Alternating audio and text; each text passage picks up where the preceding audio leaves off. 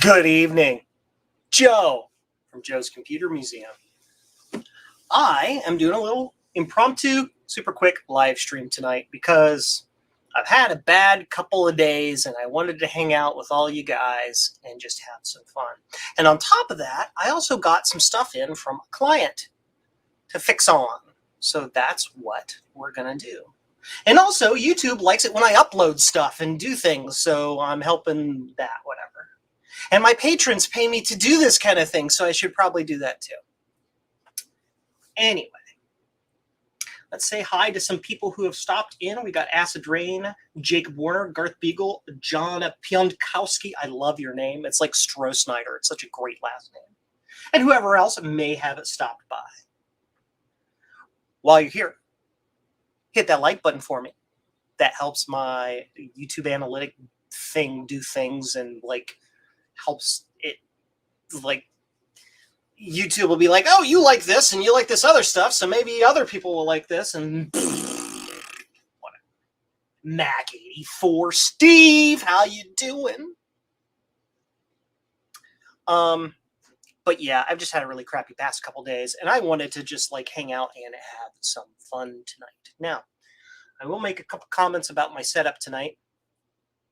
New camera layout, new camera, and I'm like streaming through StreamYard through OBS so I can have multiple scenes and layouts and stuff. So if there are delays or anything like that between what you see on the screen and what you hear from me, let me know and I'll switch cameras around and I'll do it manually. Enjoy myself, pretend it's Friday. Steve, you know what's going on.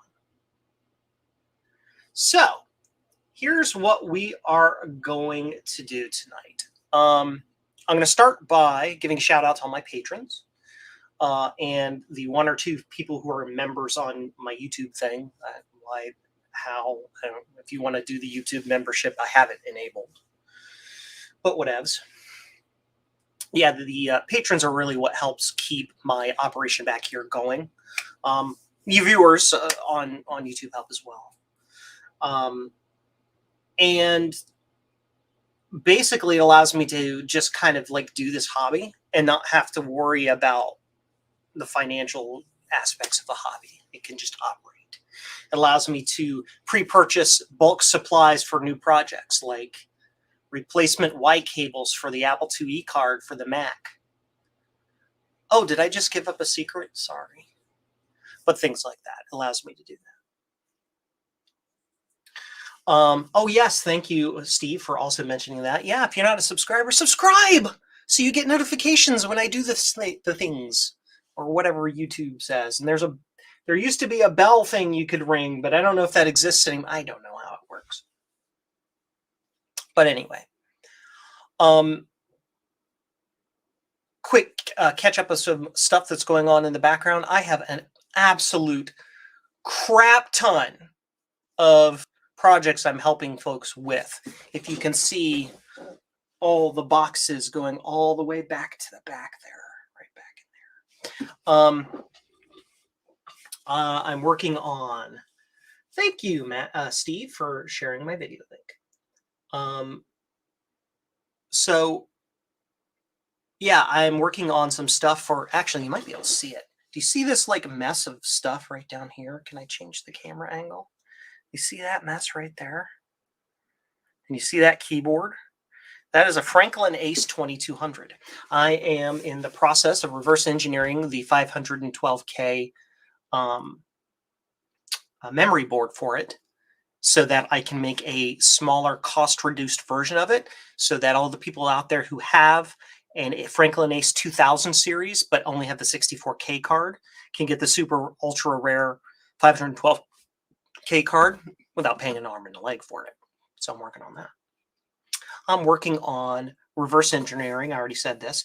A Y cable replacement for Apple IIe cards for Macs. I already have that pretty much laid out and done. I'm waiting on PCBs to arrive from overseas to build one and test it and make sure it functions. So that's a thing I'm doing. What else am I working on? I have a whole bunch of stuff coming in for a new run of Blue Scuzzies, which my box for Blue Scuzzy stuff is way back there. I have a whole box of it sitting there ready to go. This box down here is a whole bunch of stuff for my buddy, my friend, my compatriot, and my 8-bit partner in crime, Javier Rivera. He sent me a whole bunch of LC2 boards and 2GS boards that I fixed. I should have live streamed that, but I think when I had time to actually fix them, like 4 other people that have a very similar overlap in viewership to as my channel, we're all streaming at the same time, and I'm like, well, yeah, I don't want to like make people. I don't want to compete with folks that way, so I didn't do those. I didn't stream that, but they're done and back there. That said, if anybody has a dead LC2 board that is just not quite working right, that you think is good to be a parts donor board, send me an email, joe@jcm-1.com. Repeating, joe@jcm-1.com. Shoot me an email, and maybe I can grab a copy of it, or not grab a copy of it. Yeah, you can't copy hardware. I can trade you for that board or whatever, because one of these LC boards back here has a bad sound chip. That's all that's wrong with it. There's no audio. I scoped the output pin on the sound chip, and there's no signal coming out of it.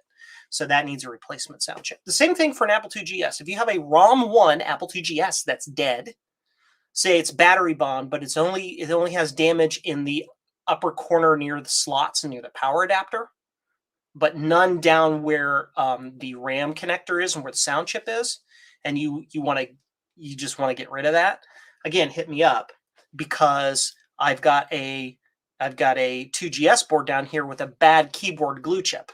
That's all that's wrong with that. And if I get that good chip, I can put it on there, and I can get two Apple IIGSs back up and running and back into the community and on people's desks where they belong. Apple II forever. So, all of that is to say, we are now here to fix some stuff for a dude. I'm going to talk to a guy about a dog, isn't how the line goes. Hey, look, I got my first spammer. So yeah. So what are we doing tonight? Mac 84. I have a battery bombed LC2 board. What parts do you need? I need the sound chip. Specifically 74. It's the 344 S1033 or whatever it is, 1033A. That chip. It's all that's bad on that one machine. Eric Sedge, hey Joe, how are you? Should probably run back and say hi to everybody who's stopped in since I started. We've got, of course, Steve. Garth is here. Hi, Garth. Jacob Warner. Vintage Hillbilly Shack. Hello. Thomas Armstrong. Acorn Repairs. That'd be neat. And Eric's Edge, which is he's the Supreme SGDOL or whatever, his Supreme Overlord doodle dude. So yeah. So here's what we're working on. Customer, longtime viewer of mine. I let him know I'd be streaming tonight. I don't know if he'd be able to catch the stream. We'll see. Longtime viewer of mine's like, Joe, I saw you fix this stuff. Can you fix my stuff? And I'm like, okay. So what I got sent was an LC575 board, also known as the Mystic Upgrade. A gentleman has this board for his Mystic Upgrade, but he's having a few little issues with it. He also sent me the analog board out of his Color Classic because it's doing some wacky stuff. The Color Classic analog board is, quote, when I put a black stick in between one of the larger black capacitors, it stays on. If it's not in there, it makes weird hissing noises and shuts down randomly. So there's some sort of isolation problem going on there. I don't know if I'll work on that in the live stream. We'll see. Because honestly, I find logic board repair to be boring to watch. Or not logic board, analog board. The logic board has sound problems. The sound is working out of the headphone jack, but not out of the speaker. Now, we all know on the Color Classic, it has to have, in order for the speaker to function properly, you have to have a good ground path to the speaker or something like that. I don't know. The Color Classic is weird. But if it's, if the sound just, if I can figure that out, we'll get that figured out. Yeah, it has to, because it goes through the analog board, and it's got to have it has an isolated ground plane from the regular ground plane. It has to touch the little metal shield thingy and do stuff. So yeah. Gentleman also found out that I have the wonderful, properly colored plastic for Mystics. And he's like, hey, is there any way that I can get a new nameplate bezel for my Mystic? I'm like, yeah, I can 3D print you one of those. Now, we're not going to do that live on stream because it'll take an hour and a half to do it or whatever. But I'll get one of those to him. My buddy, Javier Rivera, also has some water slide decals. Let's see if I can, do I have them right over here? I had them right over here, yes. He made little water slide decals. Haha. So with that thing, you can take that water slide decal and put it on your replacement front name bezel and rename your color classic. I keep calling it Classic. Your color classic to say Mystic. So that's cool. So we can do that. Adam McGee, Supreme Dark Galactic Overlord. Yes, thank you, Eric. Yes, ground to EMI shield. Exactly. That's the issue there. And no, I'm not picking my nose. I'm scratching it because it's itchy. Can I get color slide decals printed in white? Maybe. You mean water slide decals? Probably. I don't know. Javier knows all the magic on that. He's going to be the one actually making those decals for the gentleman, not me. So yeah, we got to send some of those blanks to Dennis Ibarra. Yes. So yeah, so let's get started. Color Classic, exactly. Is that like pyroclastic? So first things first. Oh, and we named the stream. Let's make this stream spicy, right? And I'll tell you why we're making the stream spicy, because this gentleman got something that I wanted to review for Marcintosh, and I'm probably still going to review it for Marcintosh specifically, but they got a spicy o'clock from Keikoba. Now, what is the spicy o'clock? Well, the spicy o'clock is a cool little thing that allows you to tap in to the phase lock loop circuit of your 575 and a few other Macs, and override that phase lock loop and overclock the CPU up to whatever crazy value you want to overclock it to. And so we're going to go ahead and install that for this person as well, because they want me to. So that is going to be super awesome. Yeah, Javier has done some white water slides for his black. Yes, he has. Thank you, Herb, Lemon Herb. Yes. How you doing, Herb? I've seen your pictures and posts about your ice fishing. You been catching anything? So let's get started. Let me change Screen-a-Doodles. I need to go to here, that Screen-a-Doodle. I may change a video setting. Stand by. There we go. We're going to change that video setting and uncheck this. And it keeps setting it back. You notice that? I want it to be there. I want it to be on that exposure, because on that exposure, you don't get those lines in the video.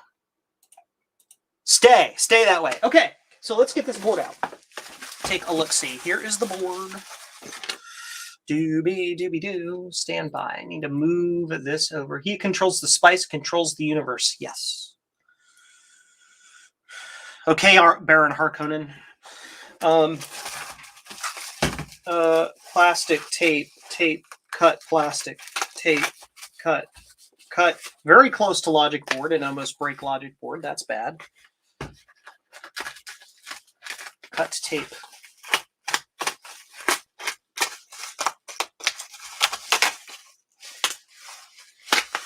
Okay.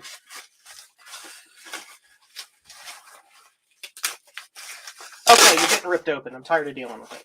Rip open. Do it. Do it. Do it. There we go. Cool. So first things first, I'm going to give this a nice look over. Just a quick visual inspection with my magnifying glass, but nothing crazy. Just to make sure there's nothing obviously blatantly wrong here. It's a little dusty. The capacitors that have been replaced look to have been replaced fairly well and in the correct order. So that is correct direction, I should say. So that's not a problem. I don't see any obvious signs of damage to the board at this level of examination. So that's good. Cool. So this area up in here tends to get some problems with some capacitors. Mac Librarian! Miss Fox is here. Hi, Miss Fox.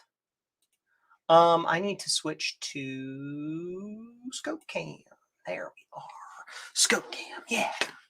We're just going to take a quick look at the back of this, make sure there's nothing obviously missing. I apologize if this flies around real quick. Again, I'm just doing a super quick pass. Make sure we don't have anything that popped off the back of the board.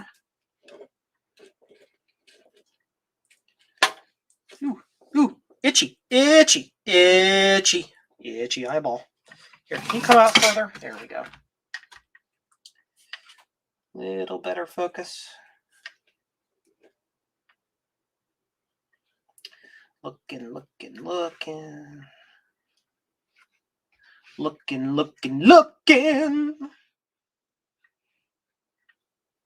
That one's supposed to be missing. That's normal. Don't worry about that one.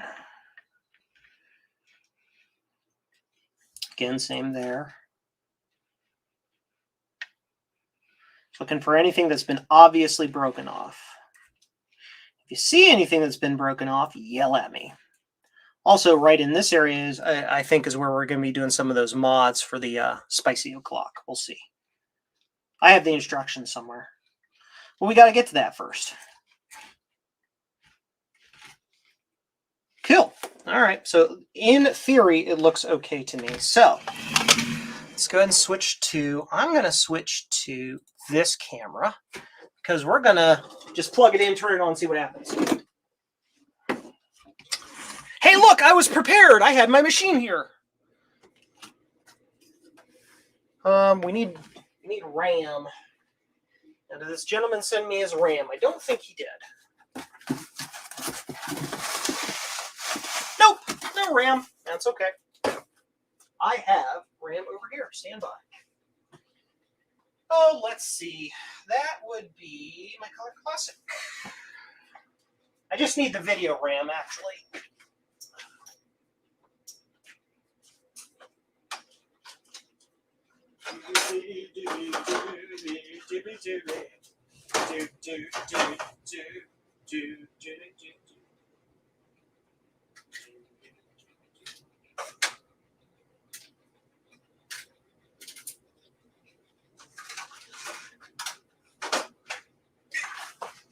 Now, this board has onboard RAM right here. So it's got actual compute system RAM, but we do need to put some video RAM in there so the video will actually show up. I've got the wonderful, awesome purple video RAM from Silicon Insider. Of course I do. Because of course I do. Joe, do you still need a Mac SE? Yes. Yes, I do. I really just need the chassis. Need that chassis. And the I have a power supply that Eric Helgeson sent me that has a short to ground that I was gonna fix. But if I can like magically just get a power supply as well, that'd be great. Basically, I stripped apart my working SE to make the Pumpkintosh. But I want to still make. I want to make I want to build up another SE30 or SE or SE30 using my SE Reloaded board and a donor parts board. But like I need an actual chassis to put it in and all of the other stuff. So I have a tube. I've got an analog board. I've got logic boards galore. I need a power supply and the plastics. Not even really the plastics. I have the plastics. I need the metal frame, effectively. So So let's go ahead and get this plugged in here, just like so. Get this SCSI cable out of the way if I can. I have the SCSI cables just kind of sitting up in here in the way. Stand by. I'm kind of reaching in here to get the SCSI cable kind of tucked out of the way. This Color Classic, or my Mystic, I had upgraded it with a raw SCSI, and I was just having general Raspberry Pi / Linux issues, which are just me not knowing how to friggin' do it correctly. So this thing's been apart and back together 10 times, but whatever. So we're going to put your board in here. Make sure it's in all the way. Cool. Plug that into there. Power's on. And now we need a keyboard and mouse, which I also happen to have right here, all ready to go.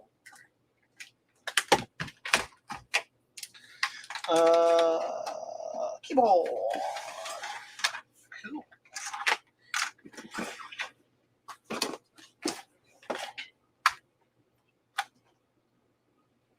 Yep, no sound. No sound. So that's going to require a little bit of work.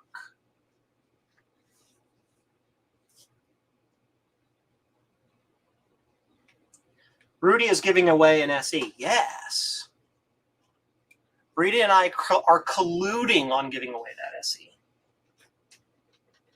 You'll see. You'll see. You'll see.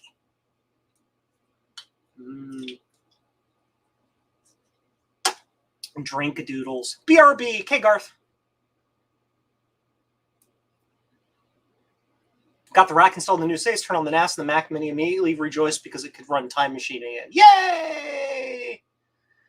Question about the Tinker Different website. Is there a buy-sell wish list? Now, Steve is going to be the better answer on that because I don't personally know. I do go to Tinker Different from time to time, but I don't like troll around there and hang out there constantly. I'm not a forum user typically. So it turns on, at least the machine works. That's good. So we need to look a doodle at why it has no audio. And first things first is we're going to look at the board pin or card edge pins here to make sure that they're okay. And I want to go to Scope Cam. Yes. Cool. So we're going to take a look at those. I'm just going to do a quick scan and make sure they look okay. Nothing on that side is out of place. And oops.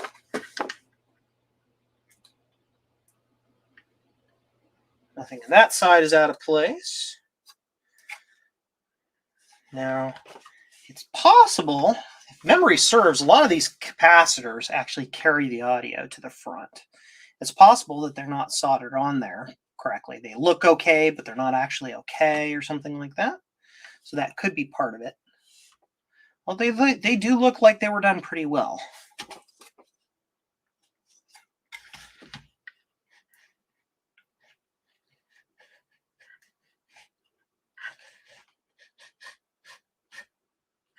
Dooby dooby doo, dooby dooby doo doo doo doo doo. All right, well, let's get our beep machine. We're going to do some basic continuity tests, make sure the pads of these things actually connect to where they're supposed to go. Let's go to here. Get this big booty out of the way. My Kaiweets KM601.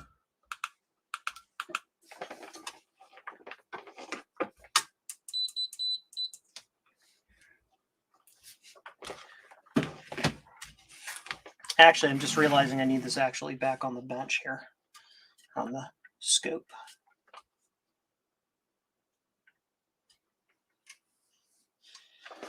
I need to go back to scope cam.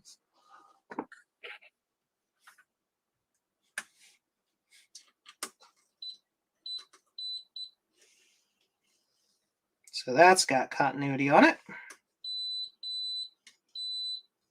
Yeah, it's got continuity, at least to the ground plane. These all the same ground plane? Nope.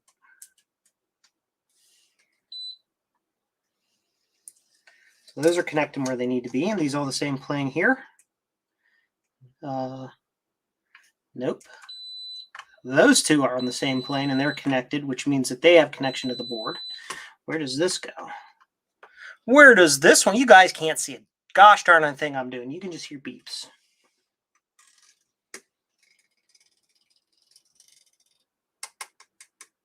Interesting. So this one doesn't seem to beep anywhere, but I do have a little via pad I can test on. Yep. So that's connected and all the way through. All right, well, that's good. Let's take a look at these in this corner. And in this corner, near the sound chip. I believe that's the sound chip. Yes, it is.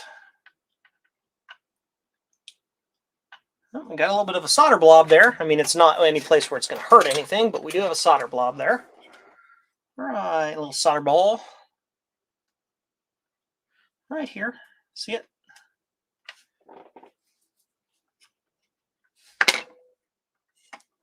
So this connects to that pin.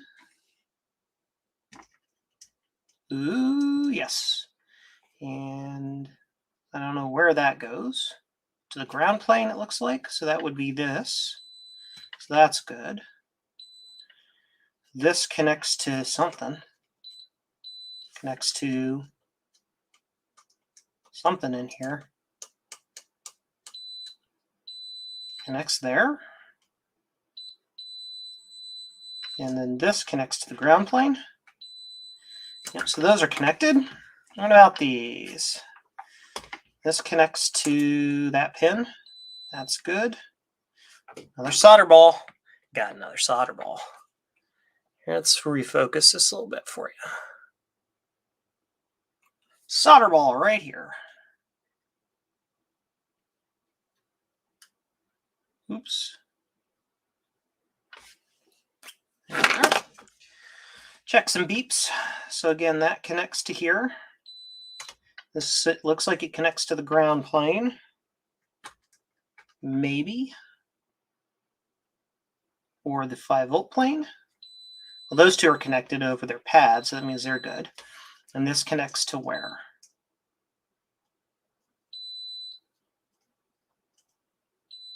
Connects to... That's just a massive decoupling cap, basically. That just connects to ground. Yep. So those are all connected. So all the audio paths seem to be okay. Now, do we have all these clips in place? Yep, all those ground clips are there. Okay. Okay, and these are not the same ground path, right? Yes, they are. Yeah, it's got a shield path. This clip is different.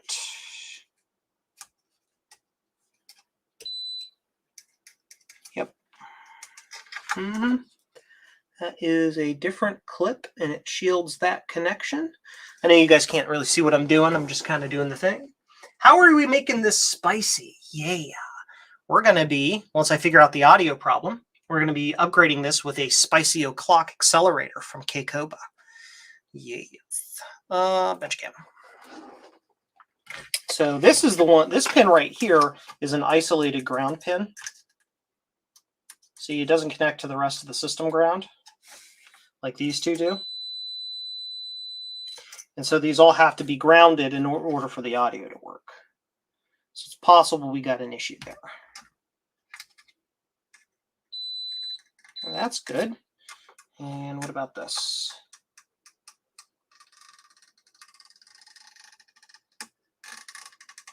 Okay.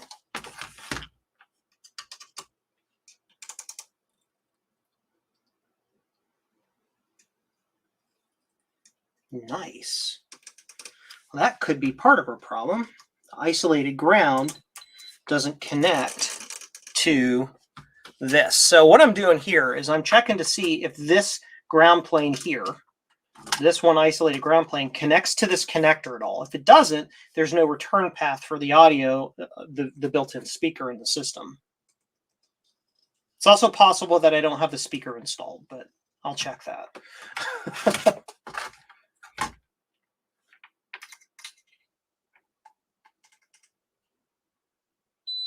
Nope, we got a ground path. I just checked it too fast. Okay.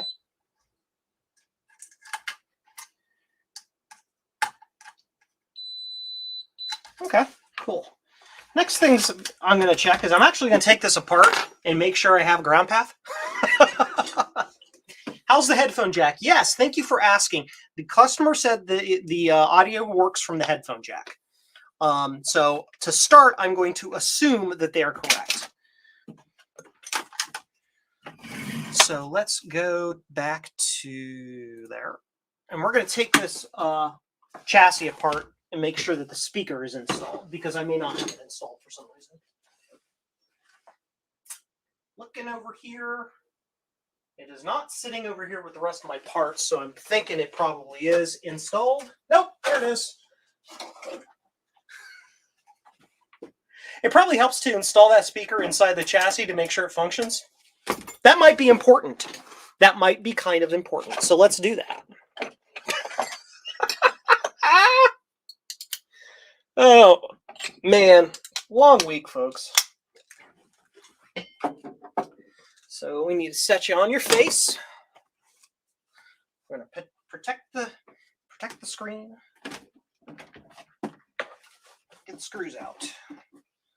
On the Color Classic, there are four screws that hold it together. They are T15s, T16s, T15 hexes. I thought they were T15s. I just had to double check before I said something incorrect. And they require a super long screwdriver to get down to them. Not that you can really see what I'm doing here, but it's the downsides of a very small workspace here. Maybe if we move the camera back a little bit, you can get a better idea what I'm doing. There we go.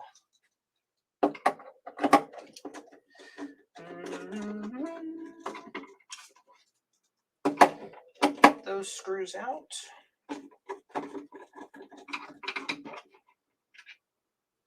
Cool.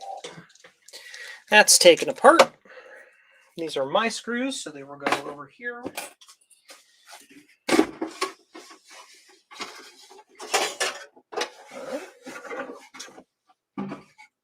Now we gotta get the speaker plugged back in.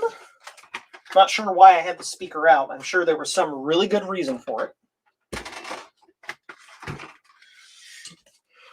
Okay. Of course, if it works here, then that means that they just got they've got some sort of ground glitch going with the chassis.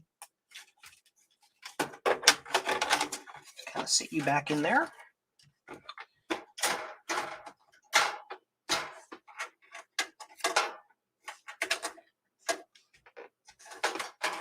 Power cord is in the way. Stand by. There we are. Get up in there. Get up in here. Just live here. Out of my way. Thank you. That is in. I'm going to double check that, make sure I didn't jam any pins. You're not really supposed to shove that in super hard like I did, like the idiot that I am. Because you can bend pins doing that.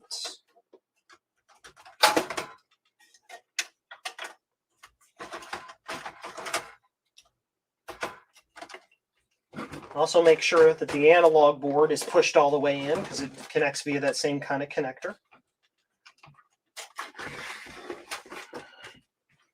Now keep in mind that their analog board is doing weird things, so it's possible their analog board just has problems and isn't passing audio correctly.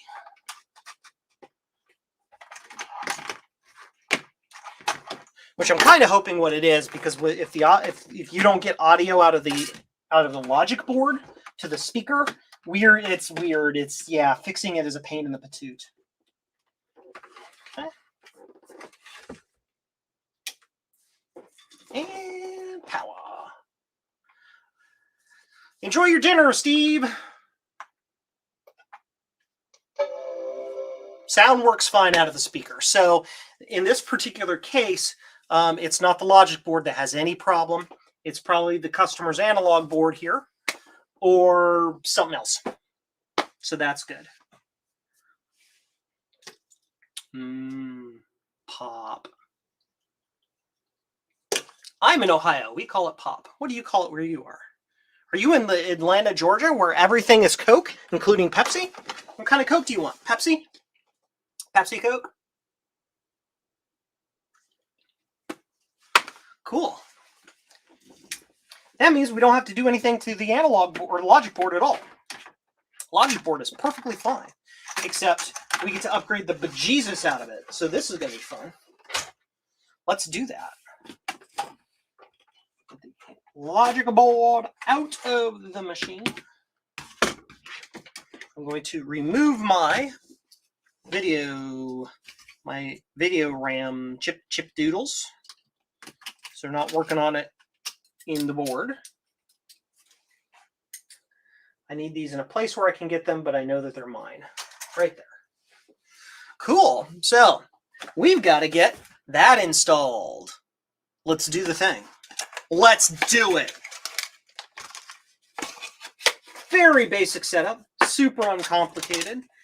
It is a little adapter doodle. Some little wire doodles to do the thing, to connect to doodle things. And then you like solder stuff and then do it and it's faster. So let me, first things first, we're going to go over here and we're going to check for a thing. We're going to check for the instructions on how to do this because I've done it exactly 0 times. It's on the Tinker Differt forums, but the gentleman also sent me the diagram. Go to an image in new tab, Control P, print on my color printer. Color printer. More settings. Print using system dialog. That way it'll actually print in color, I guess. I don't know. So we're going to do that. We're going to get the instructions, look at them. Stand by.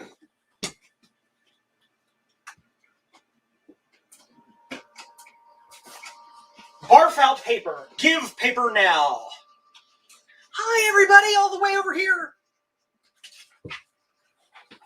And it's still printed in black and white. Great. Great. Let's redo that. I'm going to copy this image. I'm going to paste it into my paint application, which is guaranteed to print correctly in color. Print. Fit to page. Sure.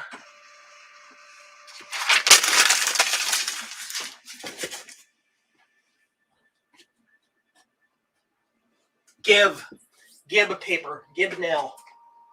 Make occur paper. Exist happen paper. Thank you. All right. We got instructions.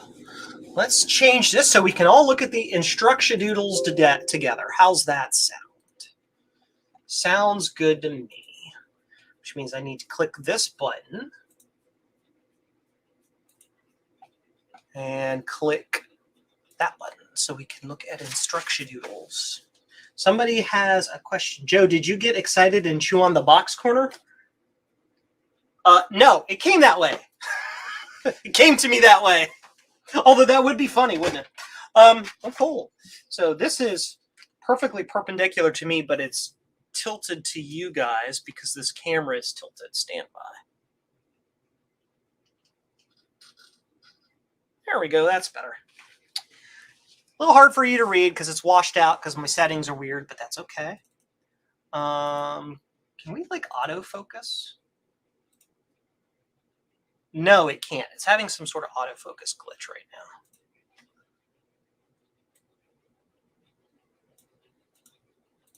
now. There we go. That looks better. Sorta, whatever. Okay, so here's the diagram. Basically what we got to do is we got to take that little doodle with this wire doodle, And the red wire goes to whatever this chip is, wherever this chip is on the machine. I have to look for it. It's on here somewhere.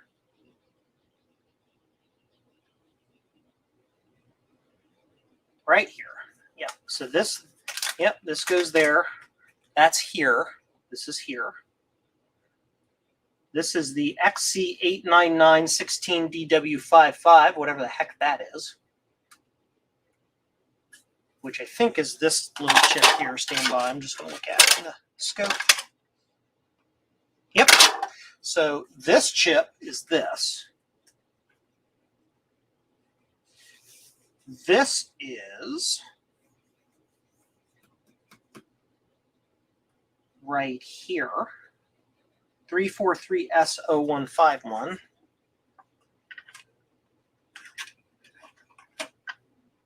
Nope, that's not that chip.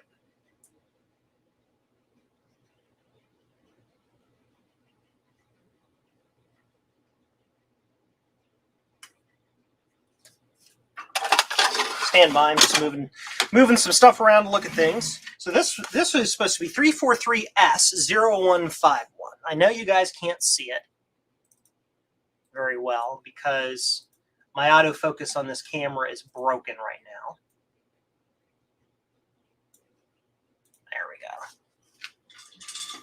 So which chip is that? So this is 0161. This one here is 0161.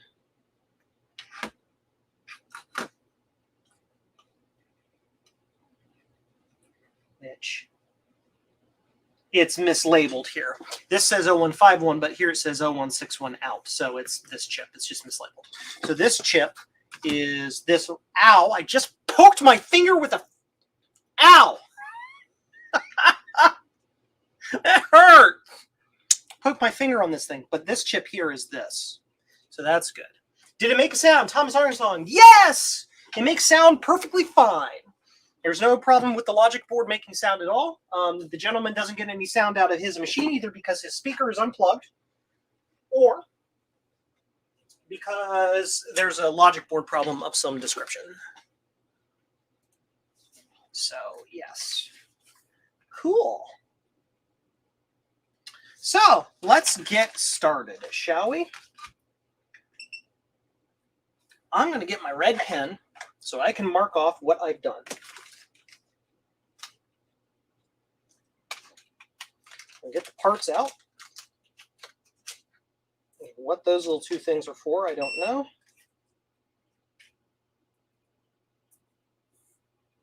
We got this, which the colors match here just fine. Those colors match up properly, see? I don't know what the purple wire is for. Not sure. Like that. And we got the little spicy K, being a wonderful person from Japan. Of course, they always go to the nth degree on details over there. That isn't a vacuum sealed bag. Little properly sealed static bag. That is cool as awesome. Awesome is cool. I got sent a couple little extra DuPont crimps. I'm not sure we need those, but they're there. And I'm not sure what the purple wire does, but we'll figure it out. So first things first, we need to cut pin 8 of this chip here. So let's go ahead and get way down in there and get that done. So put this here.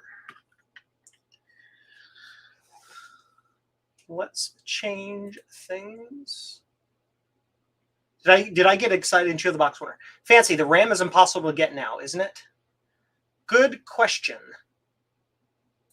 Good question, Macintosh librarian, Miss Fox. Which RAM are you talking about? I need to go to Scope Cam. That's where we want to be. So pin 8, and we're going to refocus this so you guys can see it a little better. Pin 8 needs to be cut. So that is the 8th pin from the dot.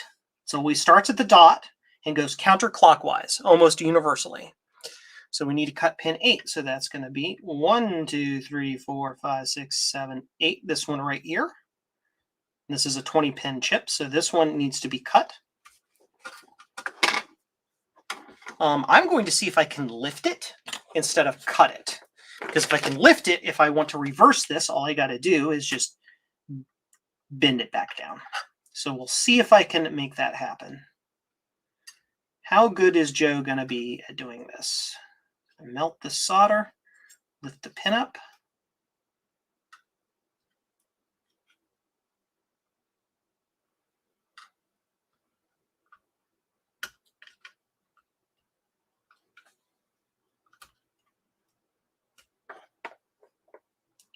You can do it. You can. There we go. Now the pin is lifted, not removed, lifted. It is not. It's. I can put my tweezers underneath here. See, completely underneath. So it's not connected anymore.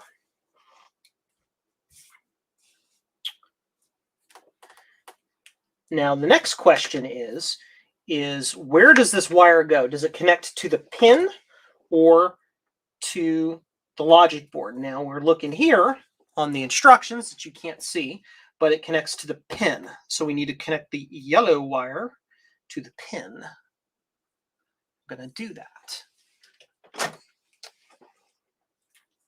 Okay. Strip this yellow wire off a little bit. And tin it real quick.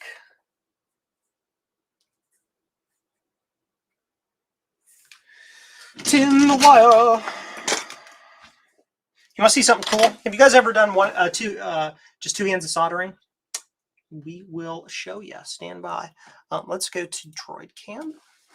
You ever done this before? Maybe bench cam will work better. I don't know.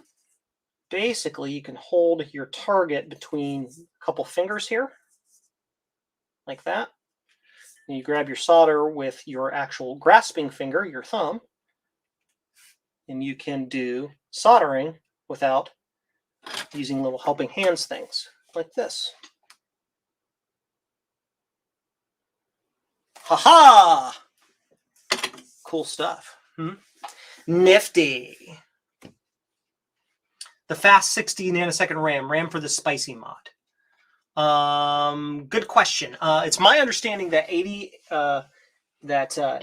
will work generally, but if it doesn't, it doesn't. We'll find out, won't we? The cool thing about this is it's completely reversible. So, if I am incorrect about that speed, look it up and tell me, because I want to make sure that this gentleman gets the right thing back here. I want to go back to ScopeCam because we want to put a little bit of extra solder on the end of this here. Just a little bit. And then attach that to that. That leads a little long for my taste. I'm going to shorten that just a little bit.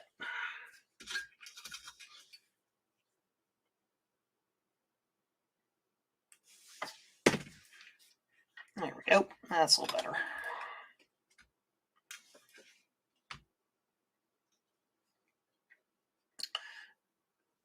And just go boink. It's on there. You can always swap the RAM chips off the SIMs for faster chips. I've done it before, yes. The memory on this is 70 nanosecond RAM. It's hard for you to see at this angle. Yeah, see, this is 70, so it's faster already. So we're already ahead of the game on this one. Okay, so that is connected. What's next? We need to get the red wire connected to VCC of this thing here, which is this pin right here. A little better focus for you guys. The focus, it looks perfectly fine to me in my camera, in my reticle here, but to you guys it'll look a little blurry sometimes. So I'm always having to look at my screen and adjust it. Yes, Jameco sell 30 and 72 pin SIM sockets. In addition, here's a cool thing. There's a company called Phoenix Enterprises, peconnectors.com, that actually sells right angle or 45-degree SIM sockets.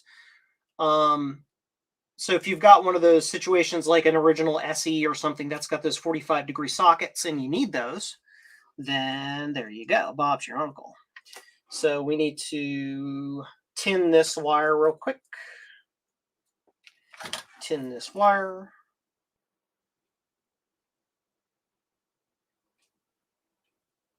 There we are. Put a tiny little extra dab of solder on this pin here. Don't need a lot, just a little bit extra connect to. And then we connect this wire.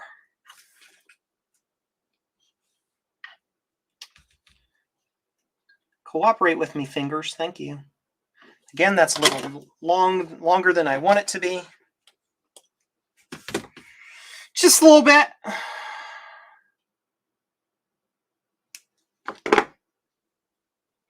Let's try that again. Still a little bit longer than I want it to be.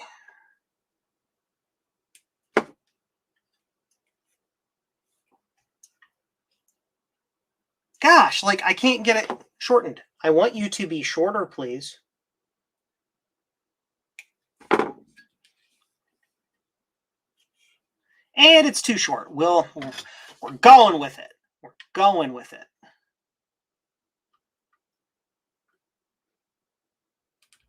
It's in there. Ground pin.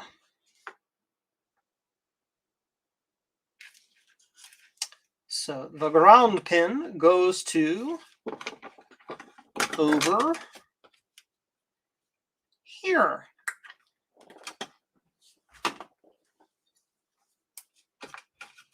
Ground pin.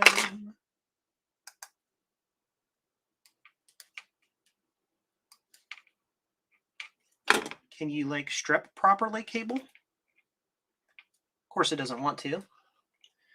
Because it's on camera.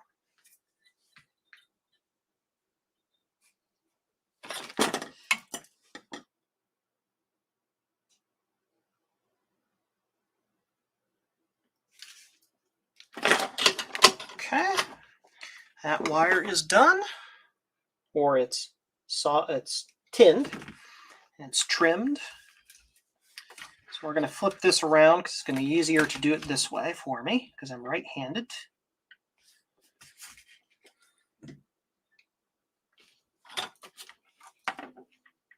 This is our ground pin. Put a little extra solder on that. Solder, S-O-D-D-E-R, solder.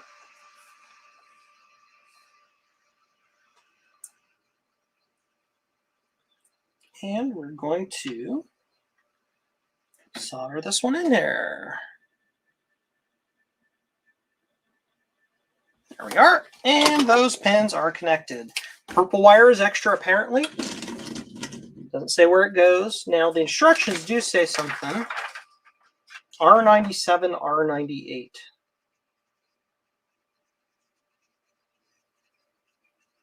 I don't think those have anything to do with anything.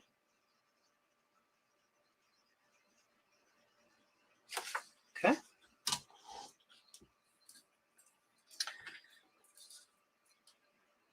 Now, here's what I'm going to do. I'm actually going to go look up some of the details on this to make sure I'm doing this. There's a catch to the Phoenix Enterprises. Needs at least $20 merchant before you think about shipping and order. They're very helpful to average people. I agree with you on that. The upside to me is that I tend to buy so much crap in bulk. In my particular case, it happens to work. I mean, I've got a box from them right back. You can't see it. It's right back behind there right now. That's absolutely chock full of sockets. If you are buying just TTL Logic, little 16, 18, 20 pin sockets on mass. They're one of the best places to get them. You can get them for like 6 cents a piece, and literally any place else, even like Mouser in bulk, they're like 20 cents a piece. So can't really complain about that. Why does RAM not have the decency to go bad during while running the long RAM test? Yeah, tell that to my frickin' Franklin 2000. I'll tell you that story sometime. So what are we doing? I am actually going to look up the specific details about this to make sure I'm not missing anything.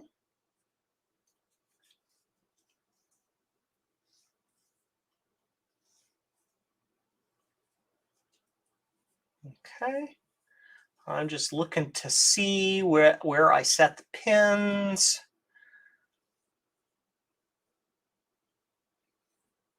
Yes. Effectively, there are 3 major speed settings: SL mode, LC mode, and HT mode, which are slow, normal, and super fast.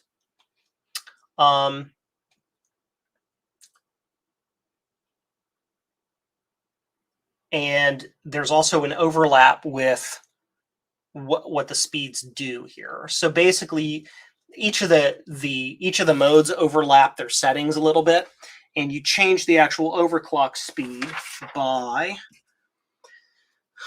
So here are the 3 different modes. Those pins right there. That's how you select your different speed modes. Those jumpers, and then right here is a tunable resistor, and you can tune that to get different clock speeds, basically.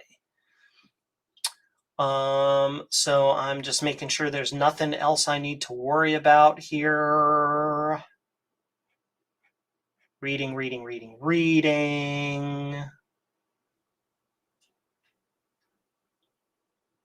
There's a web version you can go to that'll tell you what clock speed it sets it at. There's the wiring diagram for the LC575, which we've already done.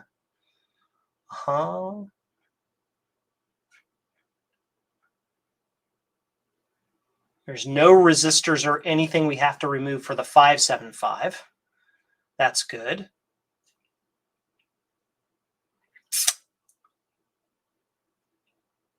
Okay, pretty straightforward. Sean from Action Retro, Mr. Hands himself. So let's go ahead and get this connect-a-doodled. So let's go back to Benchcam. So what we need to do is this plugs into here like this with the yellow on the left. Pretty easy. And we can put on SL, HC, or HT. So let's look again at what those speeds are. The cursed Sean is present. Oh boy. Ignore that. That's just reminding me to take my medication, which I've already taken, so I don't have to worry about it. Going back to Tinker Different. Looking again at the documentation as far as the speed ranges go. We're going to start at SL mode just to make sure it functions.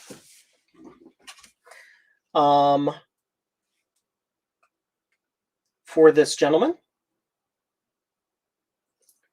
And once we're sure that it functions correctly, I will leave it up to that person, that gentleman, to determine exactly how he wants to run it. So I'm going to put this in here. It's just going to lay in there for now so that it's safe in there while we put the machine back together.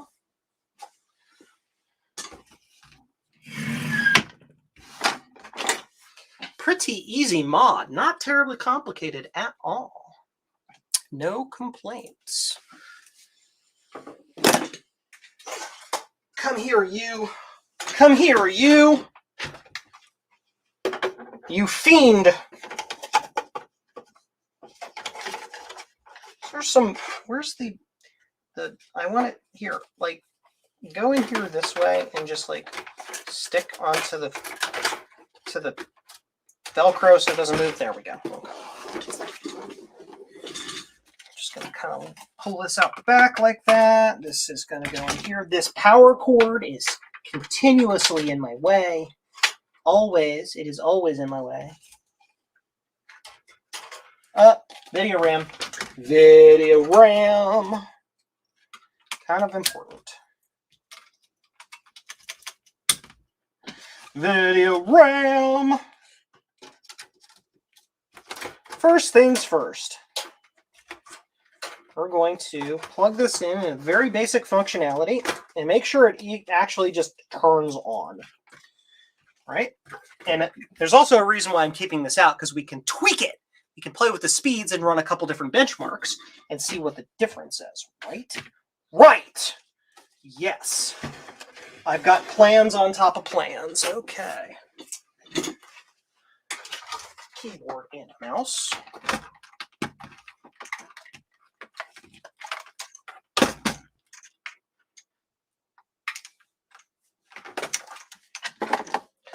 Keyboard and mouse. Everything's in all the way. Power. Power switch. Brown. Soft power button. Ding! That's good. At least we didn't kill it.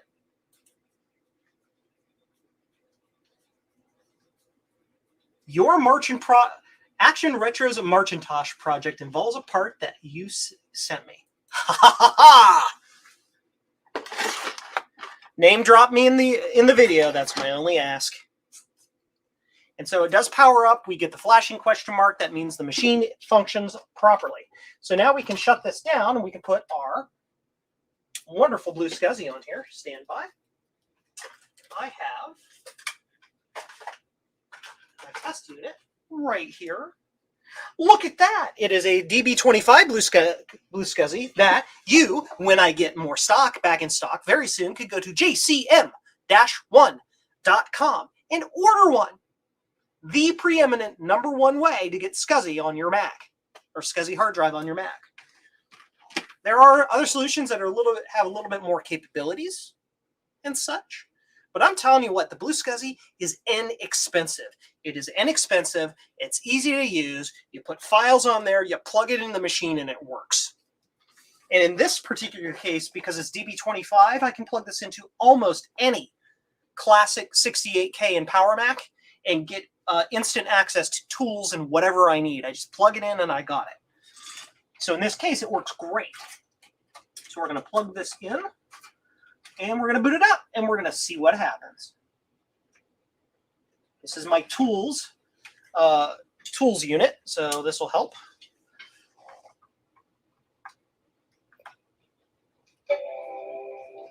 So, Vintage Hillbilly Shack. Yes, thank you. Thank you for mentioning that, and yes, that is my only request. Thomas Armstrong, do you program the blue pills yourself? Why, yes, I do. Because they come in bulk, blank. They're just blank, dumb, stupid things. And so you have to have the right software, which if you're a blue SCSI reseller, you can get access to the software, although you can just download it if you want to. It is an open source project. If you want to build the whole thing yourself, bus error, oh no. I'll fix that in a second. That's probably a SCSI problem. You can just download everything yourself. You'll need one of these little programmadoodles. Little ST-Link thing. You'll need one of these clone ST-Link V2s to use it, and you need the right kind of software. But instructions to do that are all on the Blue SCSI GitHub page.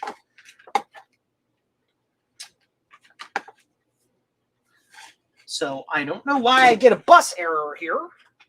Bus error is almost always a SCSI problem. It could also be a RAM problem.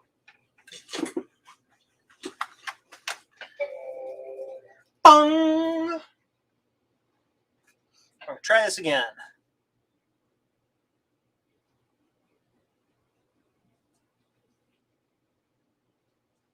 Bus error. May not like that I don't have enough RAM. Something like that. Could be. possibly. So let's shove a buttload of extra RAM in it. Stand by.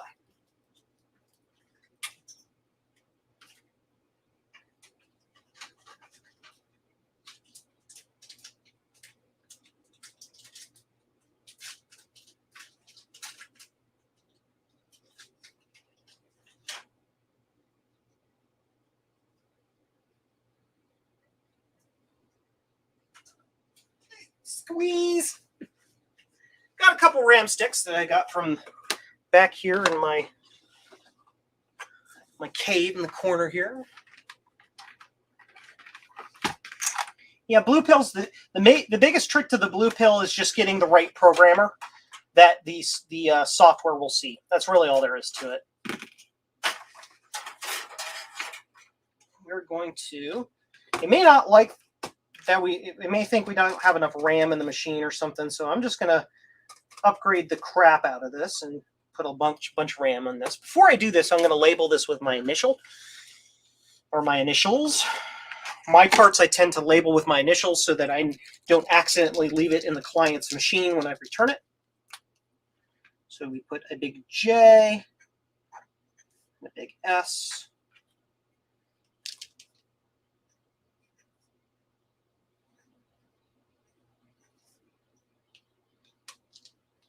Okay. Those in the comments know a little bit more about the classic Macs details than I do. Let me know if that bus error really is a SCSI problem. I'm almost certain it is. It might be, in this case, I may literally just not have enough RAM on this board to boot the OS it's trying to boot. I don't know. I don't know. Don't know.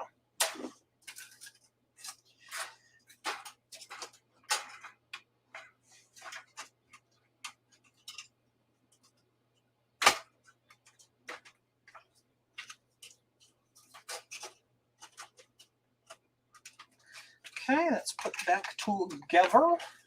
Going to power this on. Power switch. Internal termination, yeah.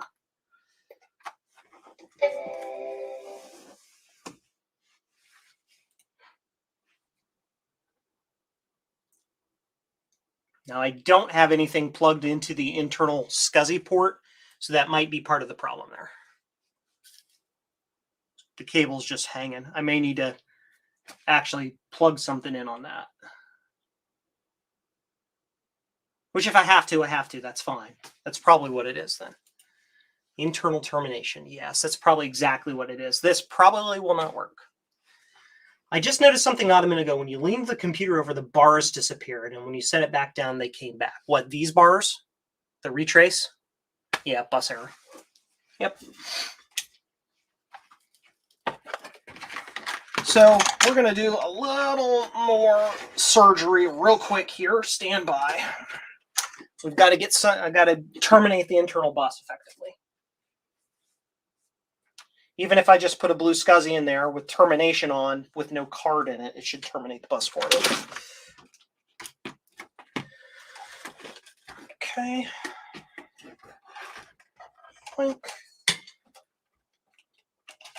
It's going to require a little extra work.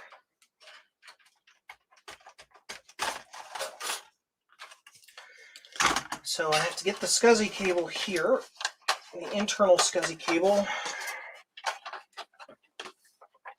And we'll just convert to an internal blue SCSI. How's that sound? Hey, look, I got one of those too. There's this guy that I know that makes these things en masse. So, doobie doo. I'm gonna plug this in here, and the termination is on, which means I'll need the little Berg adapter doodle. Little adaptery cable.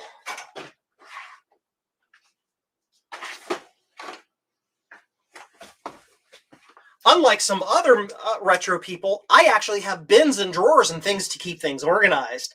Steve! I'm kidding. Steve, you know I love you. So we need to get our little Berg adapter doodle here. Get this plugged in. Also known as a floppy drive connector for those in the PC industry. Little 4-pin connector for used in floppy drives. Okay. This is an absolute pain in the butt to work on, but we'll make it work somehow.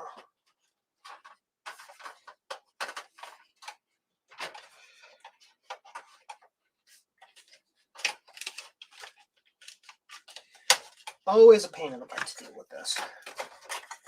Always, always, always.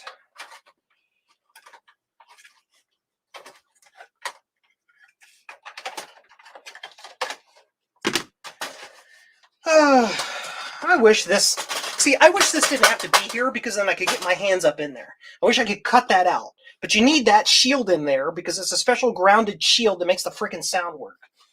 Anyway, moving on.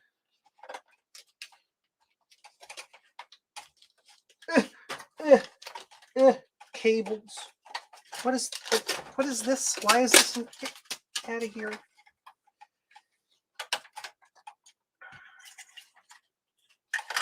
This has got to... I'm so grumpy right now. Stand by.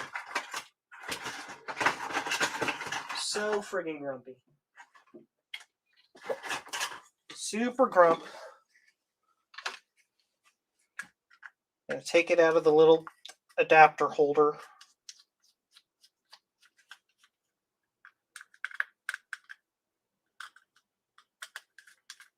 Because it's too wide. Little 3D printed thingamabobbers that all Blue Scuzzies come with. Well, for most of us, they do anyway. Some of us that resell these don't have 3D printers, but that's okay.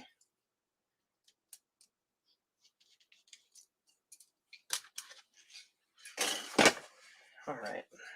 This gives me a little more room to work in here. So this has to go in here like this.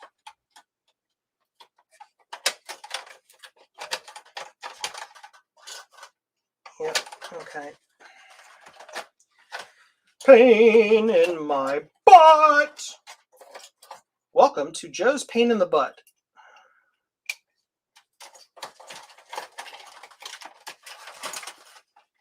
Fiddle-faddling all around with this silly, stupid thing. You can do it. You can do it. You can do it! I believe in you.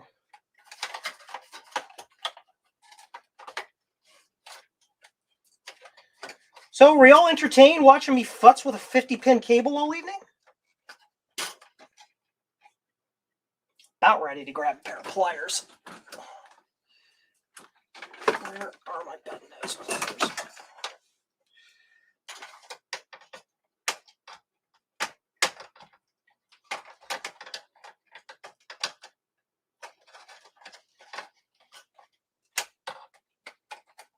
Oh my giddy aunt, I got it in there. It's a freaking miracle. There we go. We got power and we got Scuzzy. Jiminy Christmas! Welcome to the Pain in the Butt Olympics. Okay. Lift it up like this. Get this plugged back in here. Why not carry the grounding through to the wire in that shield? I don't know. I probably could. Although this is going to eventually end up becoming a full-blown Mystic for me. And I'm going to use a LC550 that I have for testing color classic boards. And if that's the case, I want this to be complete, but whatever. You probably can figure a way to carry that voltage that way, though. It's all good. Let's try it now! Boom! I missed an extra 20 minutes because of a stupid stoplight. I'm sorry, Justin. It's all good. It's okay. It's all good. It just wouldn't make sense to try to improve on it. On Apple's perfect design here. Oh, my giddy aunt. Yes, Garth. So, have you ever seen Stuart Ashen? His channel is called Ashens on YouTube. And he reviews really cheap stuff and eats like rotten food as a joke. That's where I got it from. Oh, my giddy aunt.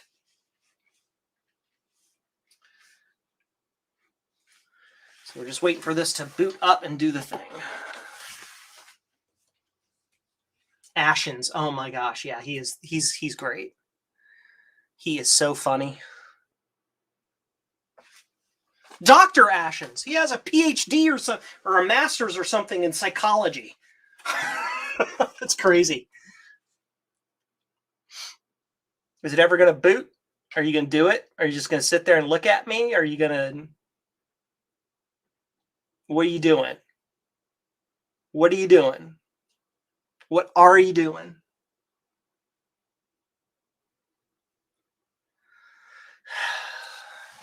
It's not frozen. It's just sitting here.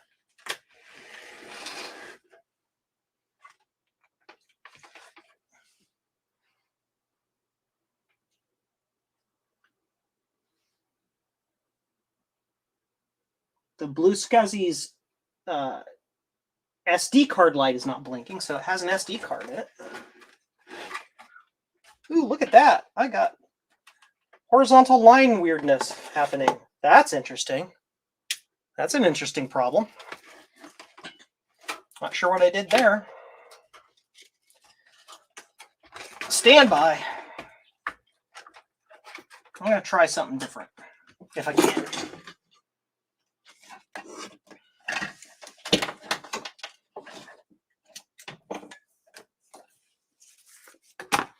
I have a SCSI extension cable. We're going to try that.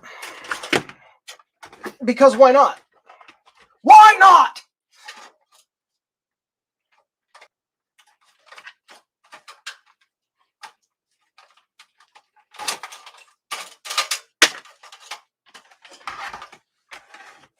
Dooby-dooby-doo. Now I've got to get this disconnected or out of here or whatever. However this is going to happen. Oofda. Do it. Do it. Can we be friends now?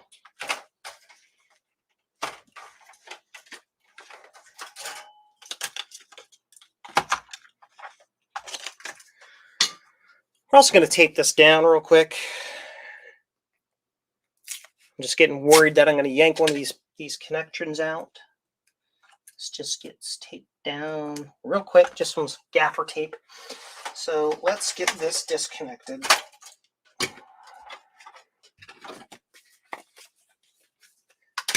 I'm going to bring this cable through here. Like this.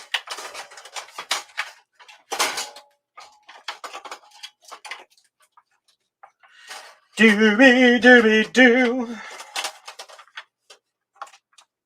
I know all you can see right now is my elbow, but that's okay. Go, do it. Do it. Do it. There we go. So now we can put our Blue SCSI outside of the machine so we can see what it's doing. Also so we can make sure it's, not like shorting out or something.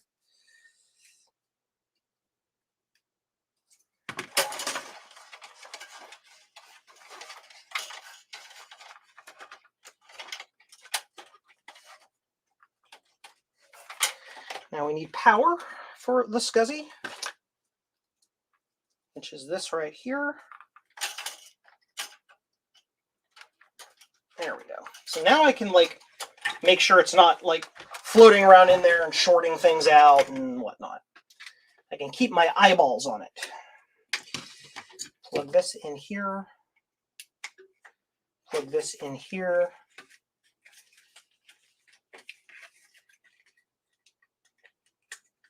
you can do it. There we go.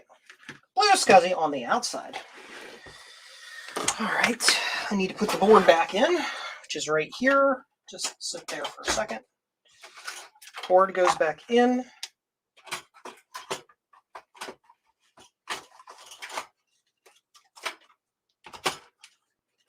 Board is back in.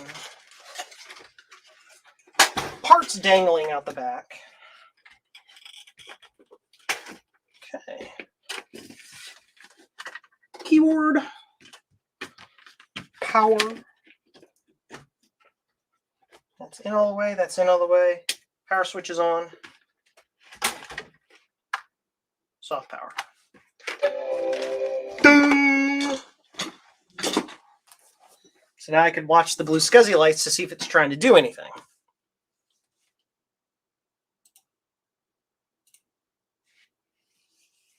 Javier's in the house. Hey, Jav, how you doing, man?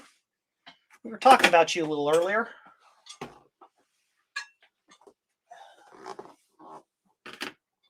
Got video?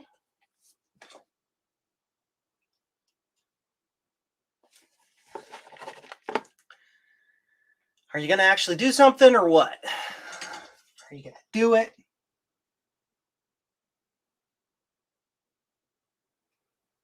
So the SCSI access light is on and it's just sitting there doing nothing. Okay. Really just does not like me today.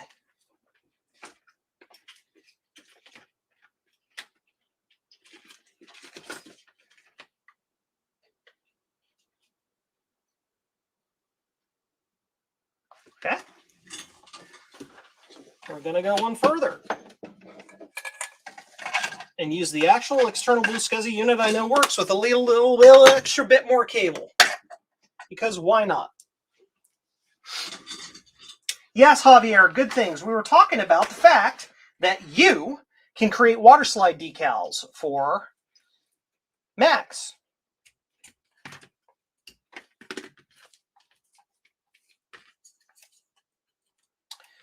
I wonder, can I just use this to terminate this and then just like boot from the external? Can we just do that? I'm about ready to just do that. We're just going to use this blue SCSI to terminate the bus and then boot from the internal one. Because this stream isn't necessarily about fixing Joe's inability to make this machine run correctly. Where's my external? We're going to see what happens here. It's also possible that RAM I just put in the machine doesn't work correctly and it's causing problems.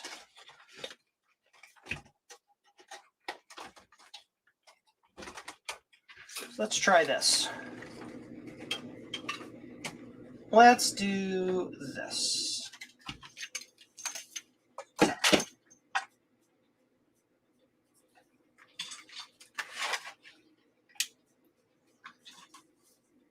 Just mentioned that you sent Joe even more stuff. Yes. Javier is always sending me the coolest things to work on. He's sending me Apple IIs and LC2s and all types of things to work on. All right.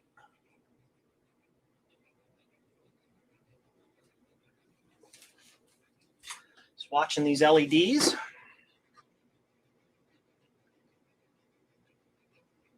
I'm literally just using one blue SCSI without a, there it goes, without a card in it as a terminator, effectively. And we still have a freaking bus error. F you! You stupid computer.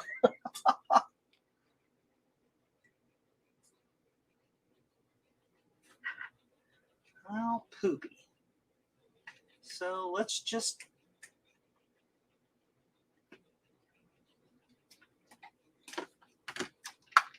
I don't know what's wrong, folks. I don't know what's wrong. Any suggestions? Thoughts?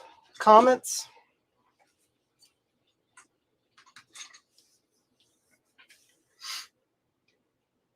Bus error.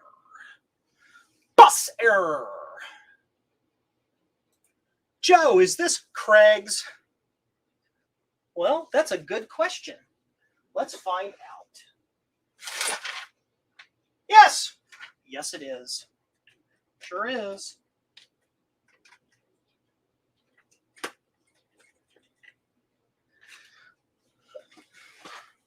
Do you know something? I don't boot holding down shift. Yeah. It's not even really trying to load any extensions by this point, but we'll see. Boot from floppy. Yep, that's an option we can try. Extensions off. Bus error. The external does not need termination. I'm aware of that.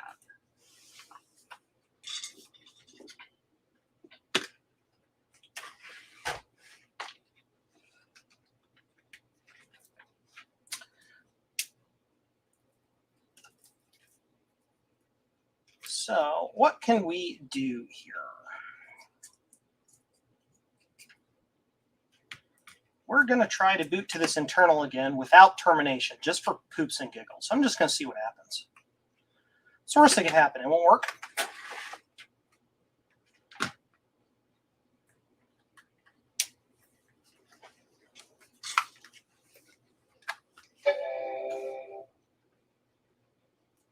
Ultrasonic cleaning always works for Bruce.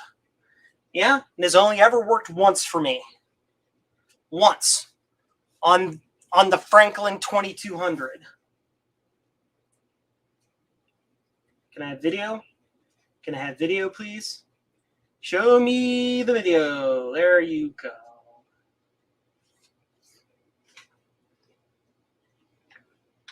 Watching the lights. Can you guys see lights? There it goes. Okay.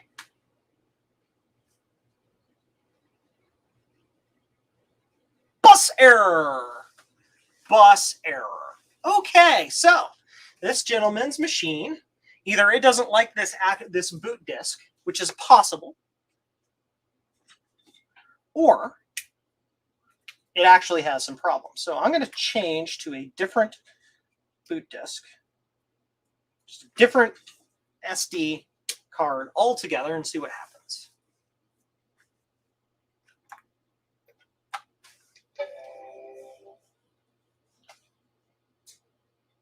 Did I ever? So Justin is asking about the Franklin. We're going to talk about the Franklin. So I talked about this on a lot on Retro Repair Roundup recently.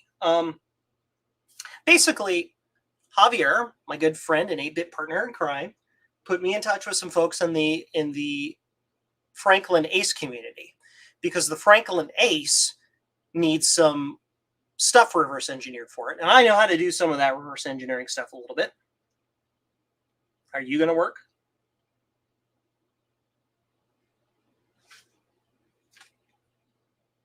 And it has frozen entirely. No, it's sort of kind of working. Bus error. Now keep in mind, we've done some overclocking to this machine, so that might be what it is. We'll try it with my Mystic board just to make sure the machine itself is fine. Anyway, so let's talk about this Franklin Ace for a second. So Javier put me in touch with some folks in the Franklin Ace community to reverse engineer the memory card, the 512K memory card for the Franklin Ace, basically because the card is unobtainium. They were only ever sold as part of a Franklin Ace. You can't really get extras unless you strip Franklin Aces apart. And so, like, can you make a copy of this? So I made a copy of it, and I sent a copy, one of these clones to Javier and one to this other gentleman, and they work in their machines. It's like, great. And then right around that same time, a Franklin Ace 2200 fully loaded came up for sale on eBay.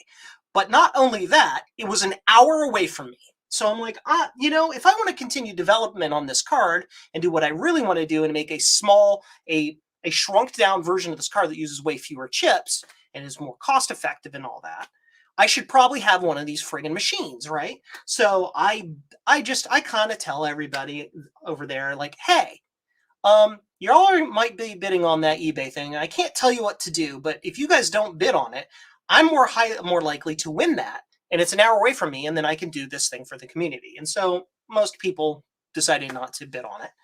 And I won it, and it's sitting down here on the floor. And I get the machine here, and it seems to work perfectly fine. It's a little, rough around the edges, green behind the gills, so to speak, but it was working fine. And then I go to test my memory card in it. My memory card fails. My memory card that I reverse engineered is an exact clone of the original and works in both Javier's and this other gentleman's machines. And then I test the original card. The original card also fails in this as well. So that means that this machine just has some glitch. And I spend several days going through it, whatever, blah, blah, blah, blah, blah. And I find there's basically a weak solder joint or something on the board. And I identify it to a couple of key locations where it could be. And I think they're just bad sockets. So I replace these bad sockets, and now it works less. Before it would post, and you would just get like weird problems when you try to do stuff. Basically, it would only really just fail memory tests. It seemed to function correctly, but I needed it to be able to pass a memory test so that I could tell that my special reverse engineered thing worked correctly.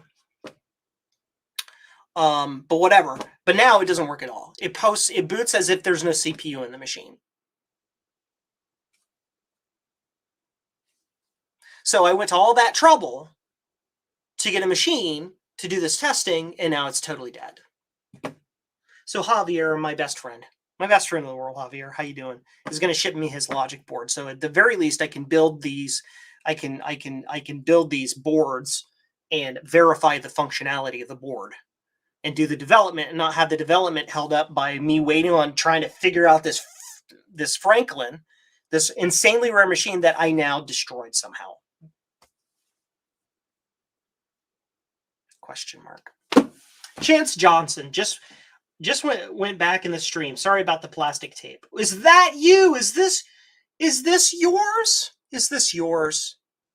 If this is yours, let's have some fun.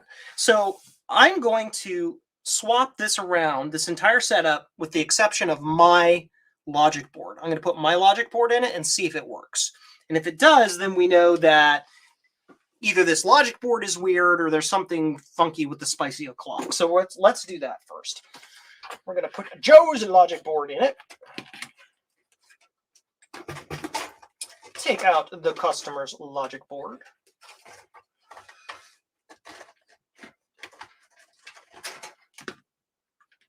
Okay.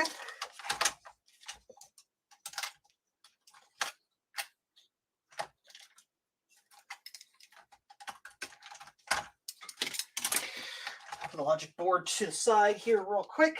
And no worries about the tape. Tape happens. It's fine. Where? Brain. Board. Board over here. Joe, get board. Joe, make board exist. Joe board. My board. We need to stack it with RAM.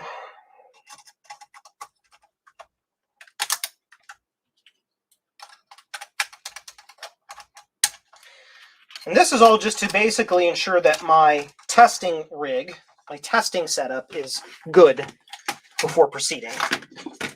Because if my test setup isn't good, then it doesn't do us any good.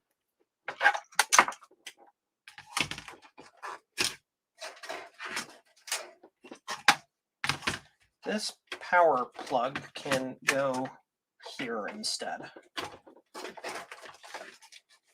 Or it's just going to get unplugged because it's in my way. Okay. Like, go, just things, in way, things, move, get, make, exist, not in way, go. Okay. Joe's logic board.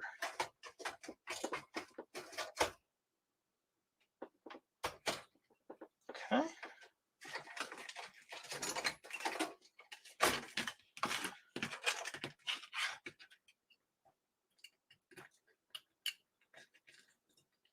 Plug in.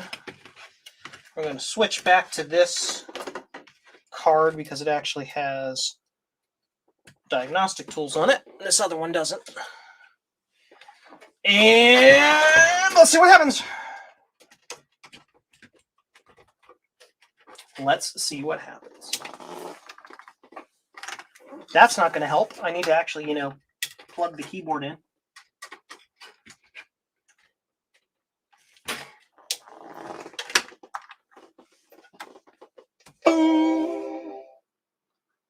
Does the machine have single swipe sockets on it? They are horrible. What are you talking about? You talking about the Franklin? No, they're dual wipe sockets. Although they're kind of crappy dual wipe sockets.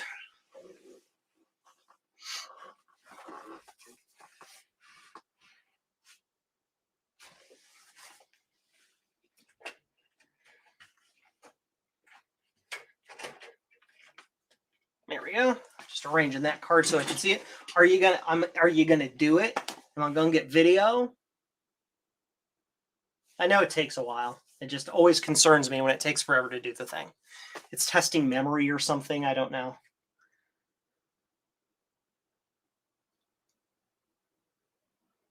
The machine is booting from the SCSI in the background and I have no video.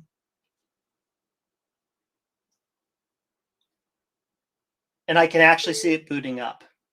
And we heard it do a ding. Why do I have no video?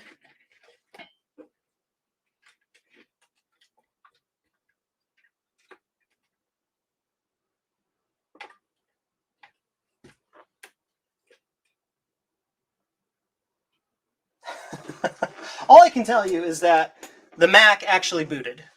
I saw it boot up. So something funky is going on with my classic setup. Great. Just great. Question to the audience. I have an LC550 chassis. Can I put a 575 board in it? Because if I can, I'll use this for testing because my color is being dumb. Let people know. Let people tell me. Franklin sockets turn to green powder. That's the thing. This Franklin Ace is in choice condition. It really is nice inside. No corrosion, nothing. It's just a little bit dusty. But apparently it's being stupid. Mac OS 7.5.5. What key sequence do I use to shut it down when I can't see video?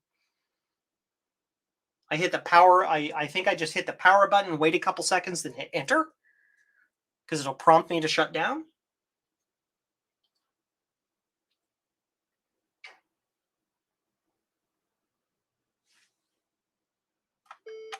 It went ding. Yep, that did it. Cool. So we're going to test this in the 550 chassis. I'm going to move this way back because I'm going to need more room for you guys to see that chassis because it's huge. It's bigadoodles. You go right there. All right. So my color classic is being a stupid. That's fine. That is a thing that happens. And see, this doesn't surprise me too, because remember I said I was having a whole bunch of problems with the raw SCSI in this thing, and it was being dumb. So whatever.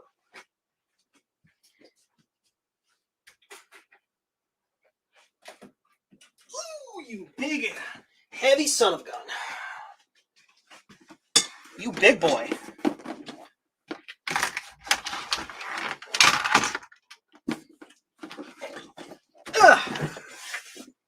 Hey guys, how's it going? Doing well. Doing well. I'm gonna get my board back out real quick just for giggles and giggles. Yep, we're gonna boot this to my 575 board just to make sure it functions.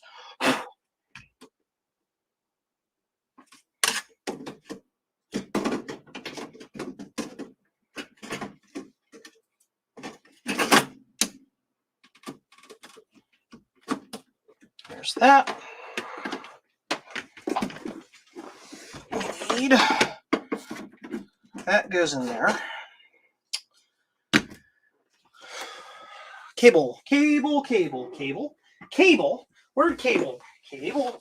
Where I need cable. Cable got plug. Plug got thing in it. I need thing with plug thing.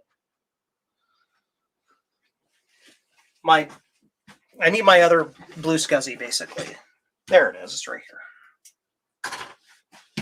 Because I prefer using this one. I prefer using my DB25 blue SCSI.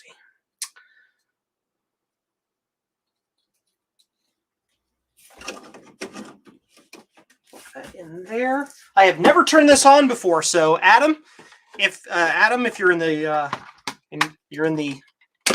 chat and it blows up, I blame you. Brr. Seems like it's fine. Probably needs a recap in the analog board, but whatever. There we go.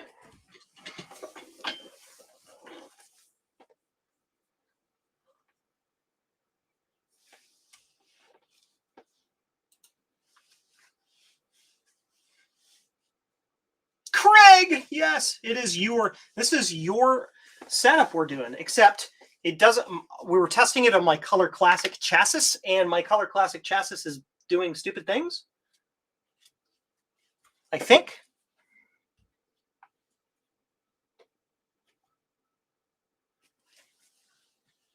It could also just be could be any number of things here.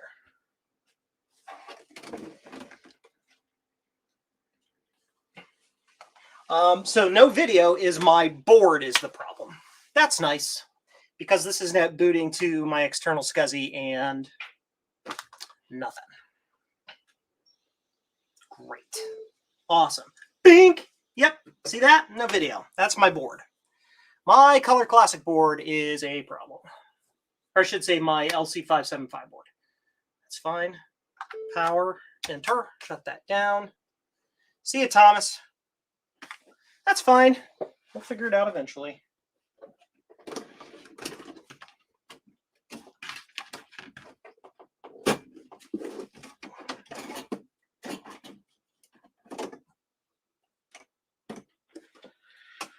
Oh, it could be anything. This board was pretty rough.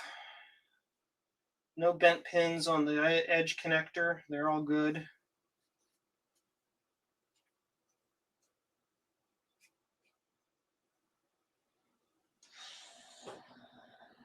No corner pins on those connected.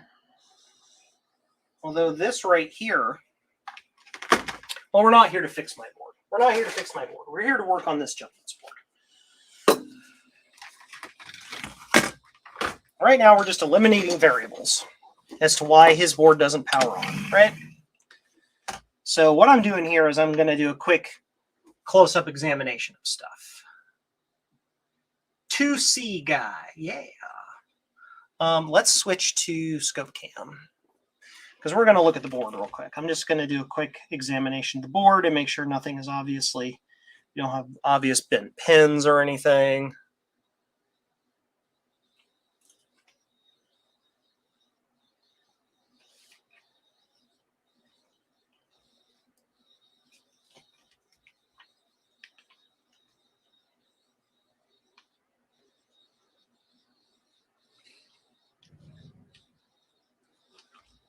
Okay, examine the modification, make sure it's still good and I don't have any connections going on between those pins.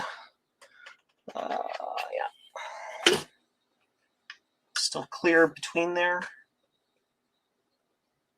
Yep, clear all the way underneath that. So the lowest overclock setting.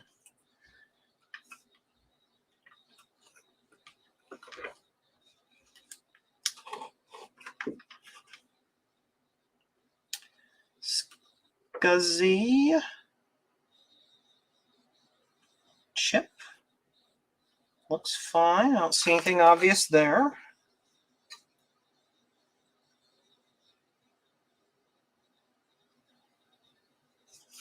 Look at this side of the board just to make sure nothing's going on weird here.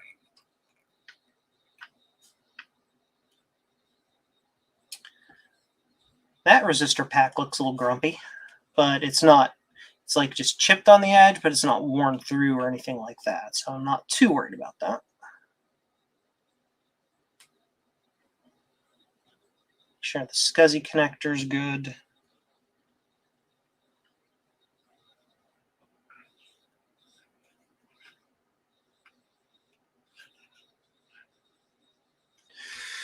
Okay. Let's put the client's 575 board in here and make sure this is good. Rudy, how you doing, dude? You have a little announcement to make, Rudy? A little something special going on?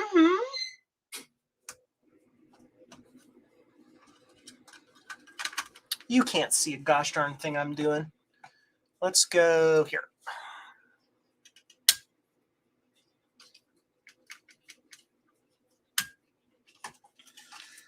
Client's board in the LC550 chassis. If I can get it to slot in correctly.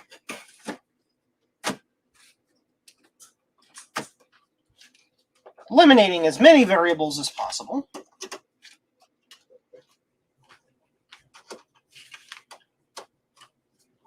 Okay. Let's see what happens here, shall we?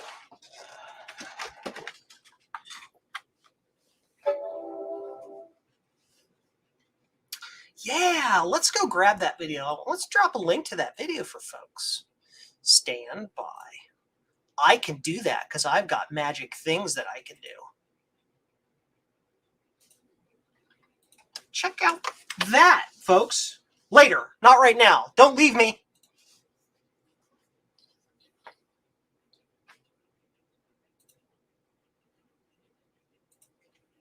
Am I going to get video on this board? Crappy red retrace lines. So, did you hear it go dink, though? It went ding and it booted. So the client's board works. Good. Okay. You can't see it, but it went ding. Now, listen really carefully. I'm going to turn the audio all the way up. Hear that? It's working. I hit the power button to shut it off. The client's board works. Good. So the problem with this testing, whatever it is, my freaking Color Classic chassis is being done. And this chassis has bad video. So I have to do repairs to my own crap to fix a customer's board. Okay, fine. Sigh. Crap happens.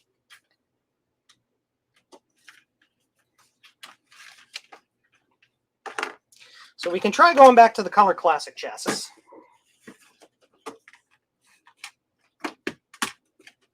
Let's do that.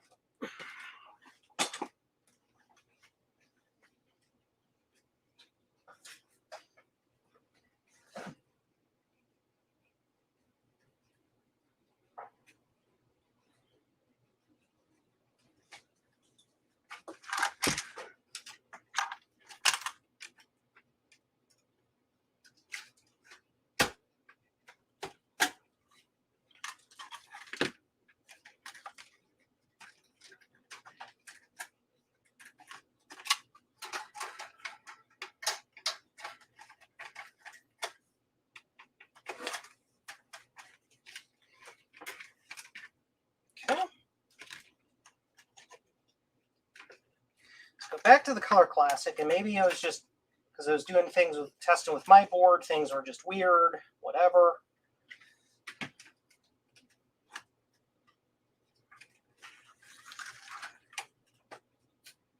Plugged in all the way.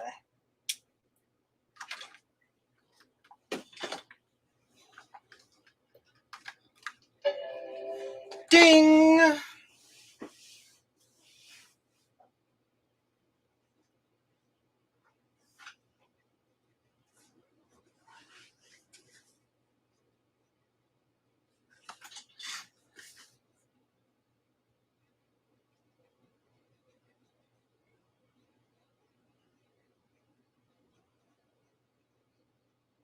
It's booting, but still no video. Why do I have no video?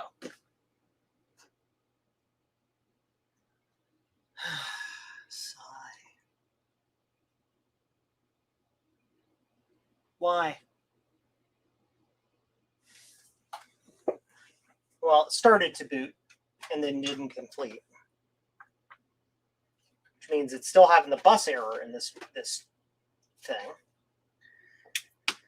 I just can't win, guys. Can't win. Just can't win.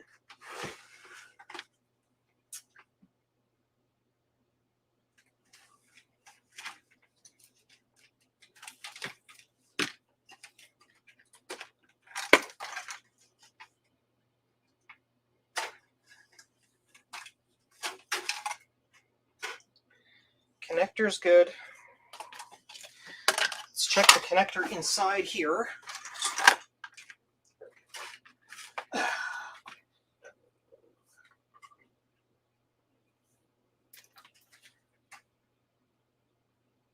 Looks good in theory.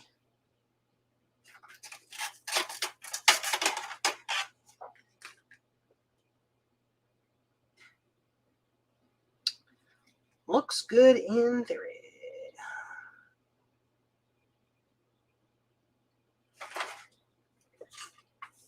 Basically, I'm just checking the connector here to see if we can figure out why things aren't working the way I want them to work.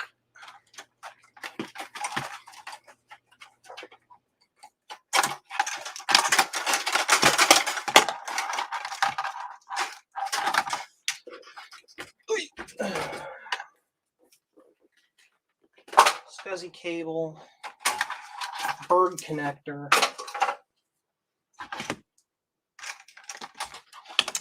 I'm pretty sure that this chassis is just our problem. This is our issue. Is it possible the tube just died? Maybe.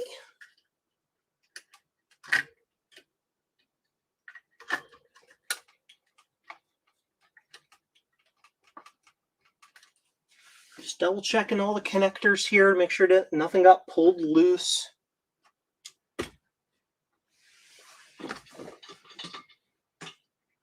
Make sure that this logic board is all, or the analog board's all the way in.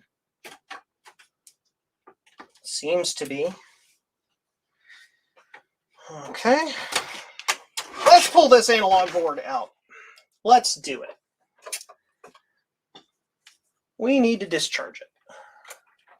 Discharge the tube. Steve, if you're watching, look away. Mr. Mac 84. He's afraid of the tubes. One gave him zap once. It was a bad day. Does it have net glow? I'll have to check that.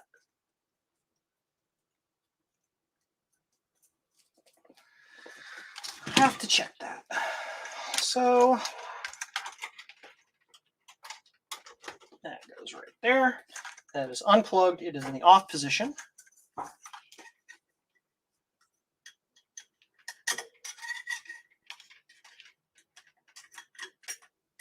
Very much discharged.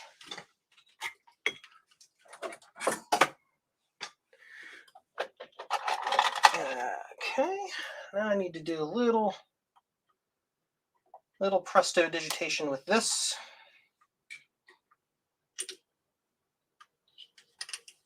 Just need to remember which way it orients.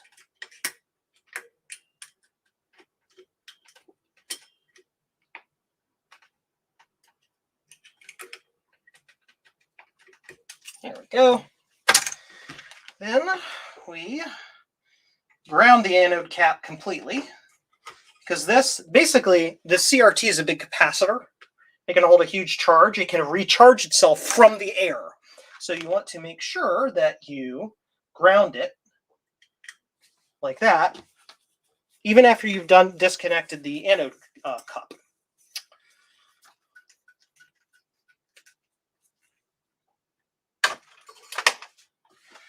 Okay, let's disconnect some cables. Everything for this to come out has got to be this, that, this,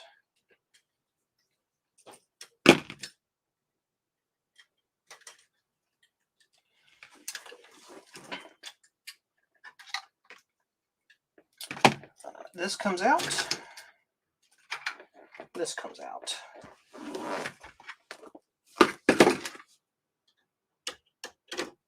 Just need to depress the clip here to get it out. Stand by. There we go. Analog board comes out. One little connector left here. Stand by. There we go.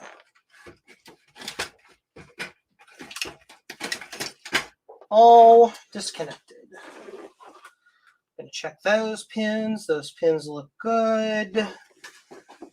We're going to check the pins in the socket to make sure the pins in the socket look good.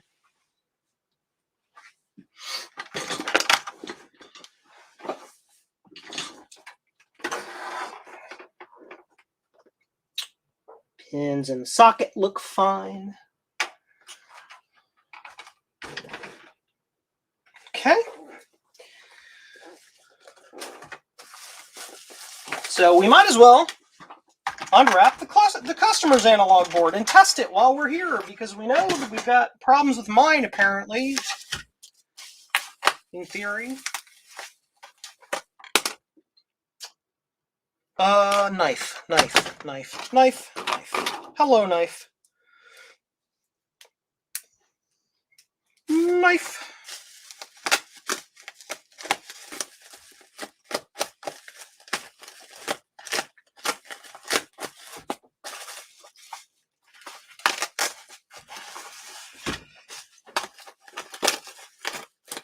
Cut open the plastic.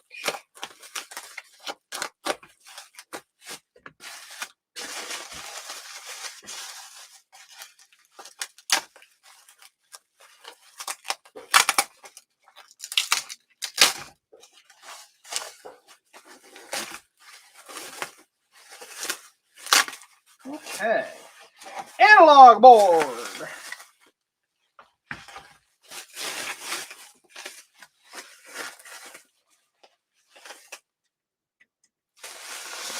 Fuzzballs. Okay. This analog board has not been recapped, because all of the original hot snot is already all still in here. So it's definitely due for one.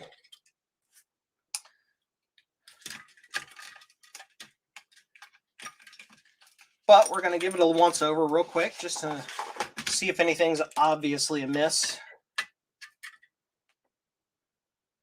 And I'm not seeing or smelling cap juice, so that's good.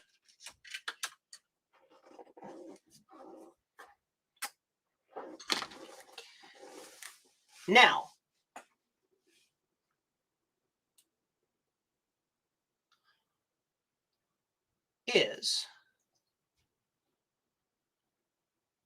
Craig, you are still here in the chat, are you?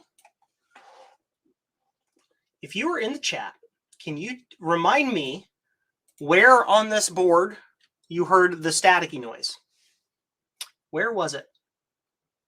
Check around the filter cap.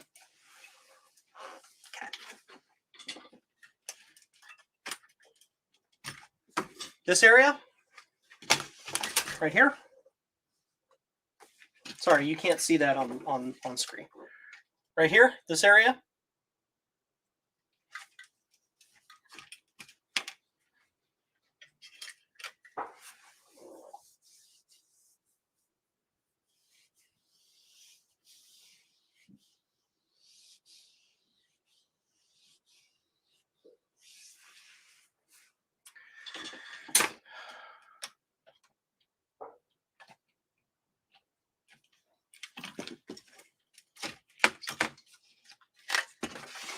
That out. Customer's metal plate.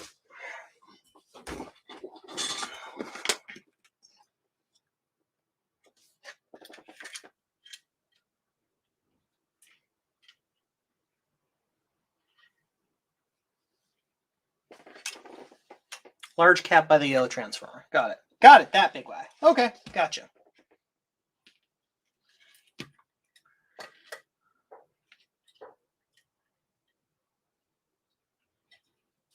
Doobie doobie doo.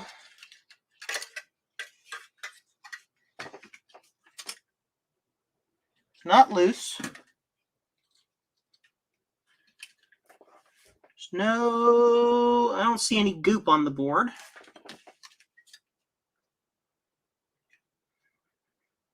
I don't smell any goop on the board, so that's good.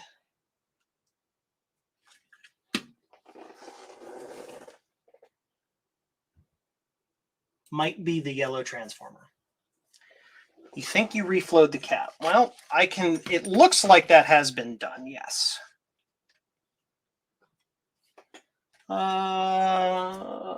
Magnifying glass. Mag glass.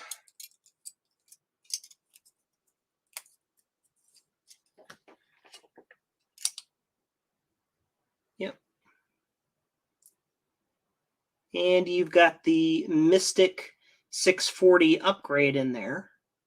That might be why your Mystic board didn't work in my LC575 or my LC chassis, because you've done the 640 or higher video upgrade. And it did, my chassis didn't like it. It could be what's happened in both cases is I was plugging in your upgraded board into my less upgraded chassis, and it got grumpy. Because I haven't done the mod to my chassis to support that change. Yep. And I see your mods here for the little power mods. So it's possible I just killed my my Color Classic analog board. Possibly. Yep. Use your 550 chassis. Yeah. Well, I already did that. So, Adam, I used the 550 chassis. When I put my board in the 550 chassis, I get no video at all. None. When I put his 550 board in the chassis, I get red raster lines. That's it.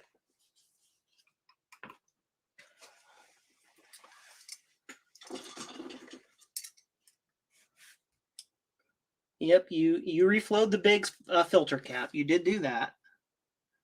Yep. I'm going to do a quick continuity test on this.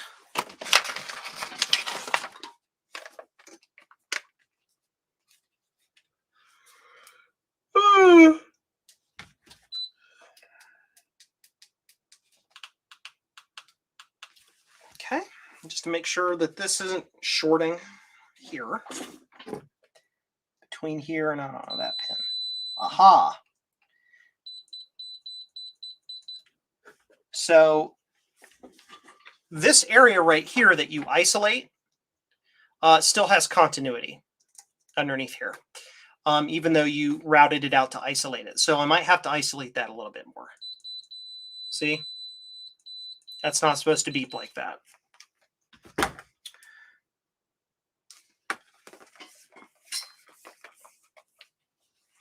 So that might be part of why this board is doing weird things.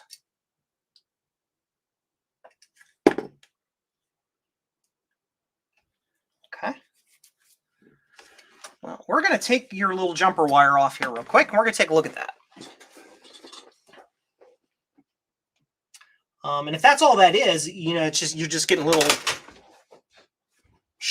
sparkadoodles happening in there, then that's all we need to fix. Then we're good. Stand by. We're going to change screens a little bit so you can get a better look at what I'm doing here. Basically, I am going to, right around here, when you do this mod to connect this pin to this pin, you have to isolate this area. But there's still continuity between this pin and these other pins here. So that can potentially be part of the reason that's happening. It could be. It could. So there's continuity between all of those transformer pins once you install the jumper wire. Yes. However, there shouldn't be continuity around this this scored out isolated area to that pad, because it's scored out and isolated. Normally this pin connects to this pad field here. And once you isolated that out, it shouldn't. But it still does, right? And it shouldn't? Maybe it does? I don't know. But why would you isolate that pin but not isolate this one, even though they have continuity?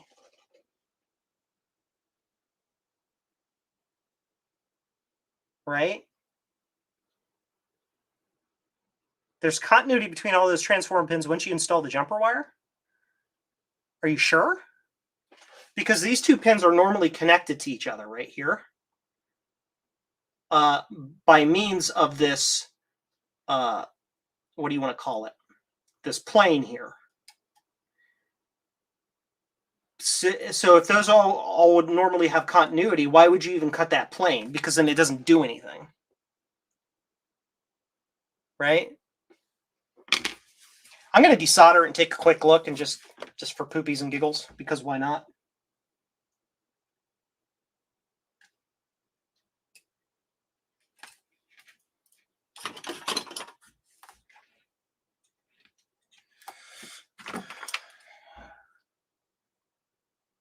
Now it's completely isolated.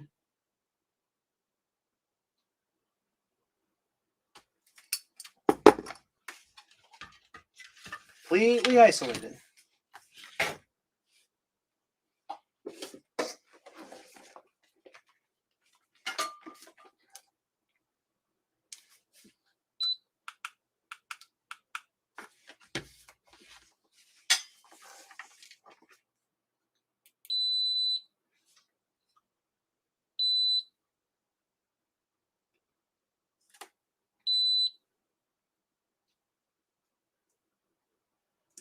Yep, I desoldered that wire, and there's continuity there now. Or there's no continuity, but it's there. It is to that wire. Why would that? Why? Okay, so this is what I don't understand. Why would you cut that trace just to put the continuity back? I don't understand that.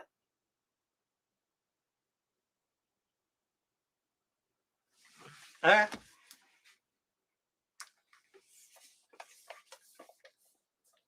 All right. Now I haven't watched anybody's video tutorials on how to do the this mod here for the resolution. I've only read actual documents, like web pages about it. So I haven't heard a nice detailed description as to why you do that and what happens and all of that. But whatever.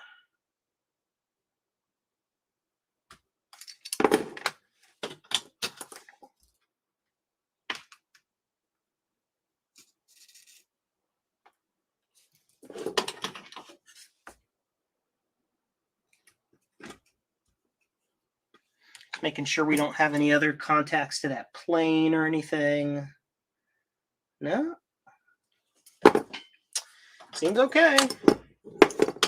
And I'll put it back.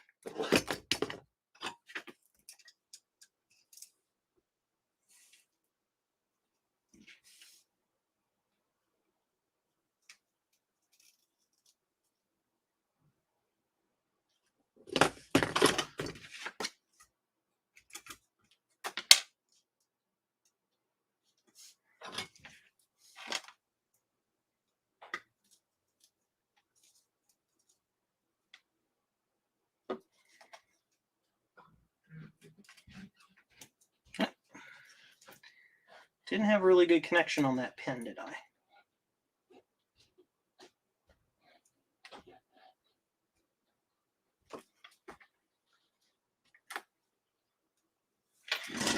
Add a little solder to that. Just a little bit.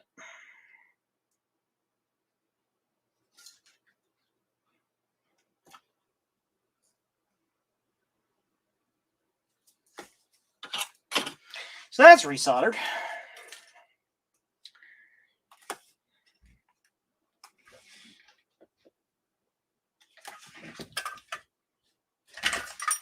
So it's the yellow transformer that's making the buzzing noise, but that's where you did the mods to it. Interesting. Or near there. Okay.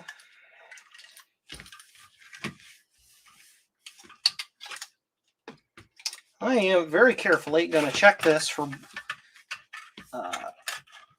cracked solder joints.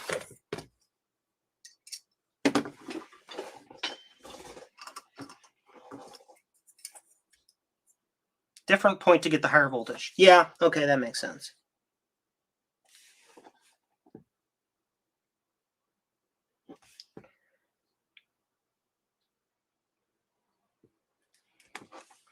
Solder joints on that transformer all look good. Nothing looks cracked or anything. It's hard to see that under the scope because it's so tall. But for poops and giggles, I'm going to reflow them all anyway. Because why not? Why not? Won't hurt to do it.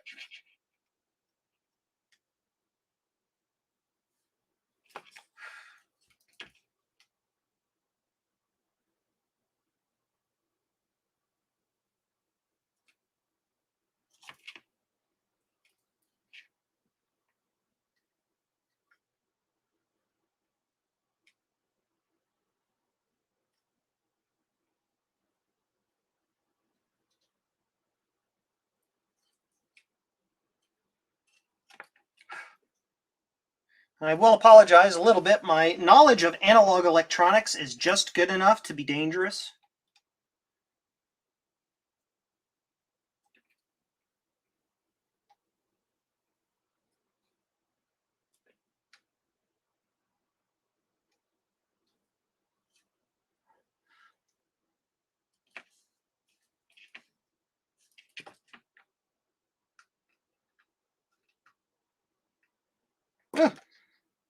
Connect, melt, add. Great, thanks.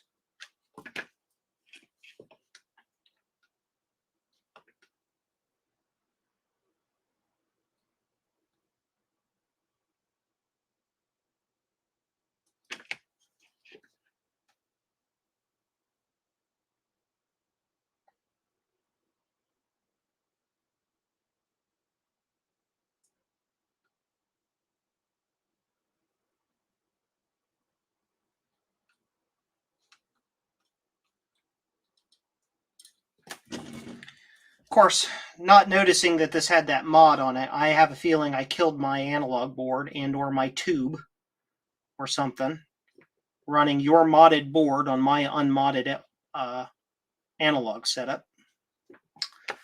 But if I did, I did. That's my fault, not yours.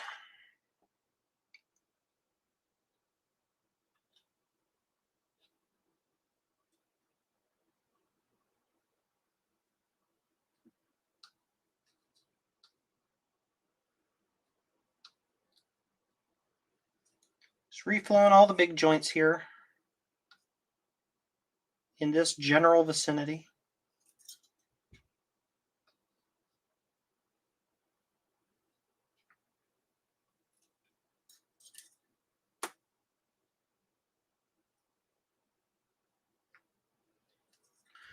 Doobie doobie doo. Do do do do do. Do do do do do.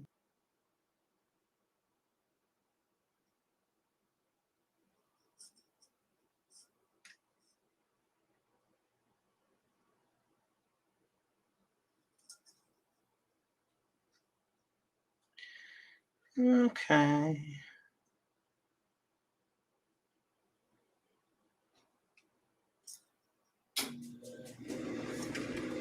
All right. I'm also going to reflow the flyback because it almost always needs to be done.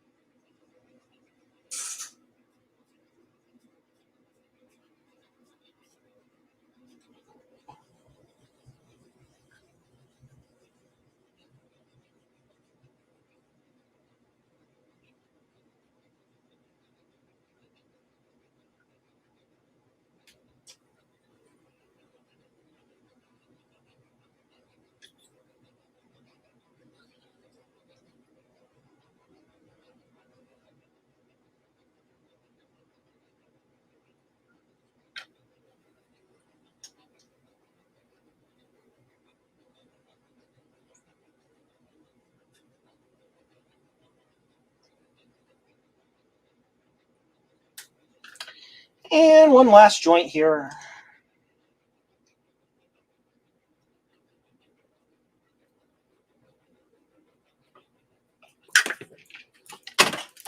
Okay. Cool.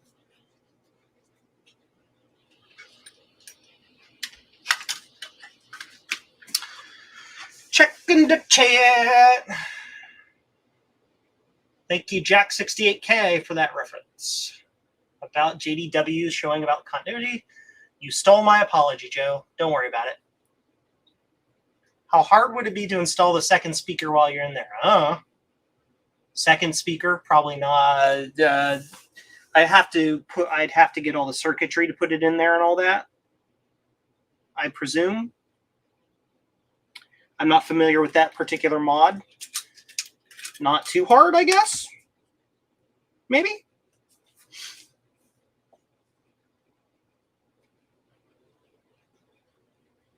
is Whispers in the Night just constantly in your head? Ken, so here's the deal. I've had that song stuck in my head as the Jeopardy music, if you want to call it, the do music, for years. Ever since there was a Super Bowl in the mid-90s where Bud Light did a commercial with a penguin that sung doobie doobie doo, it's been stuck in my head forever.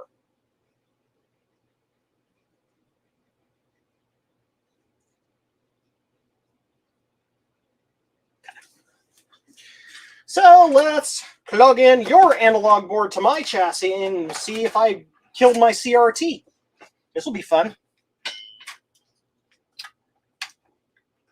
Contrary to popular belief, no, you do not need to have that metal thing on here for testing.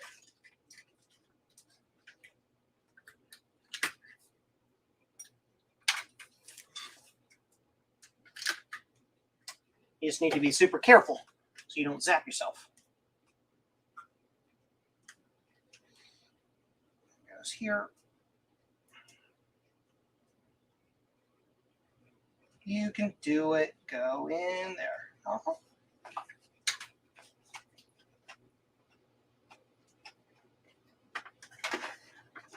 All right.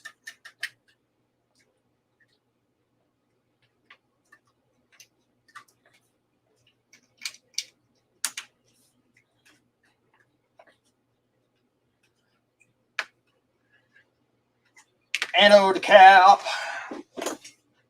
Anode.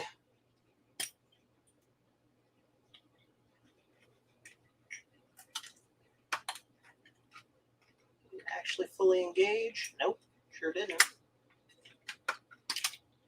Never really likes to, for me. There we go, anode cap's in there now. Good. All right. Here's your board. Your analog board. Your logic board.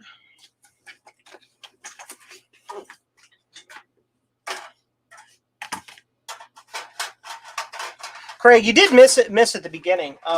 Your logic board in my chassis with my analog board made sound through my internal speaker just fine. So the board itself, your logic board itself, does not have a sound problem. All right. So we're going to hear this crazy hissing sound, aren't we? It's probably going to scare the absolute crap out of me, but we'll find out, won't we? Sure will. Mm-hmm.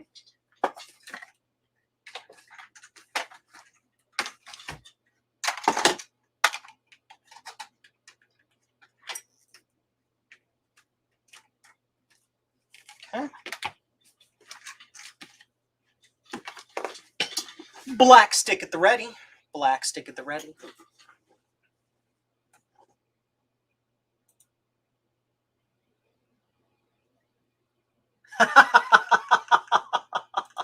What a weird coincidence that we both know what that is. Yep, that is so weird. Everything's all the way in. Black stick at the ready. We're going to go to the side, this camera, so you can watch me poke around inside this. And explode. No explosion. That's good.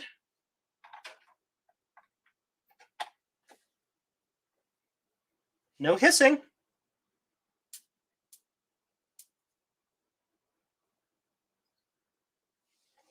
Although I did hear a couple little pops there.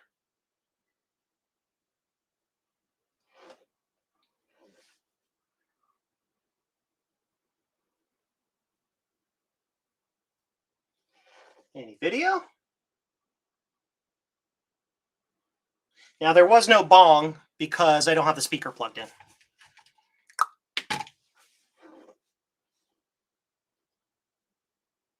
No video at all.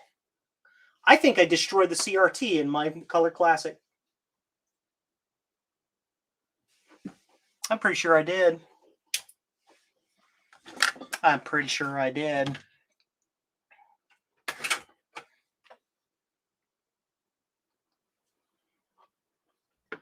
Where's your speaker cable? Right here.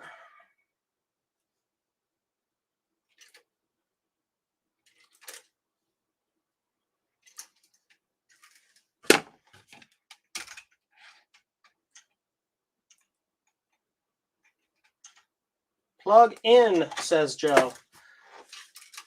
SCSI.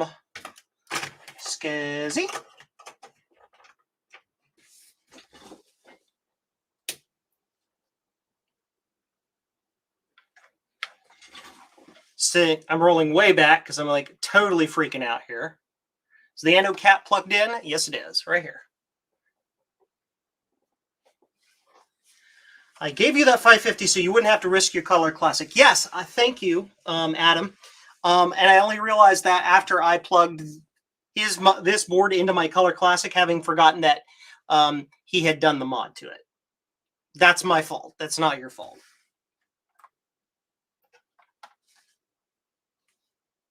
No bong.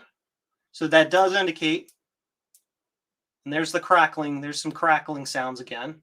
A couple little tick crackles. Nothing on the screen. Nice. Delicious.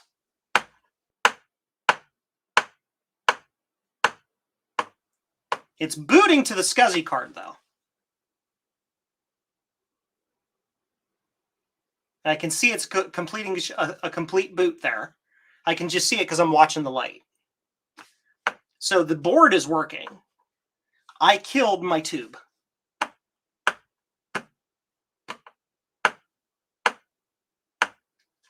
Fudge! Absolute freaking fudge. Chance, I mean, flyback, it could be the flyback, but in this case, remember, I put this chassis does not display video anymore, either on my analog board or this Craig's analog board, which means that the tube is busted. Do I have a rejuvenation kit? No. Yeah, Javier, I blame you. I'll blame you. So I can press that, hit that, and it shut down. Yeah, so your logic board's fine. I killed, and I think your analog board is fine too, because I'm not hearing any hissing anymore. It does do a couple little clicks when it powers up, but that's not a problem. But your analog board does have an audio issue, so that's a thing. Nice. Delicious. But of course, I somehow killed my... Oh, man.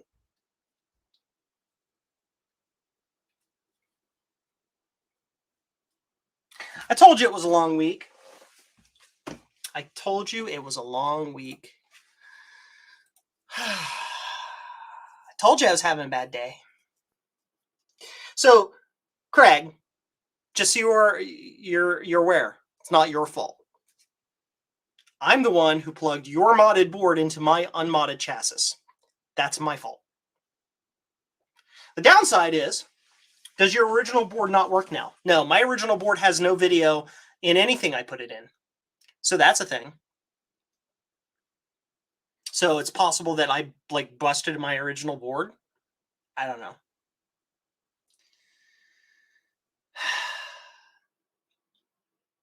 Do you want mine? Do you need it? But the thing is, Rudy, I'd have to mod your Color Classic to test this. Or use... I just need your chassis, really. Also, did you replace your Apple III with some 2x4s? You're talking about this right here? That's just... It's still here. It's just apart so that I can fit in a small space, and so I can get to it so I can work on it. So let me try let me try a couple things here. Because I need to make sure that we can actually fix your stuff, right? I mean, that's why you sent it to me. I promise I actually do know what I'm doing. I'm having a bad day today. Having a really bad day. So let's get this. Let's get the 550. and put the 550 board in the 550 and see if the 550 just freaking works to start off with. Let's eliminate failure modes here, right? My Color Classic board plus my unmodded analog board doesn't work. That is correct. I think I did something to the tube. Yeah, everything can be fixed. Don't fret. Yeah, I know. I've just had really crappy luck the past few days. So let's put the 550 board in the 550 chassis to make sure the chassis functions, which it should. I just have to find the board. Stand by.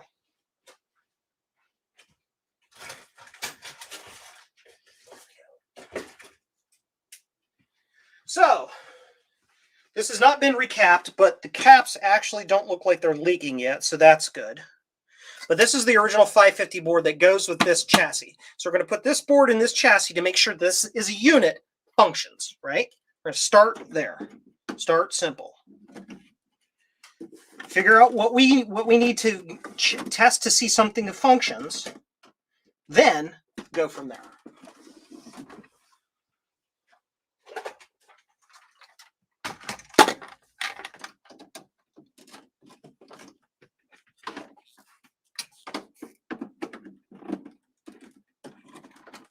Okay. Bang! A complete, known to be working 550. Because Adam gifted it to me for this purpose, for testing stuff, right? Okay.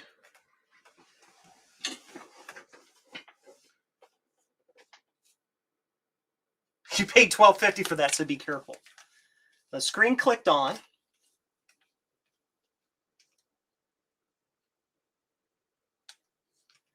And it does work, so this works, right?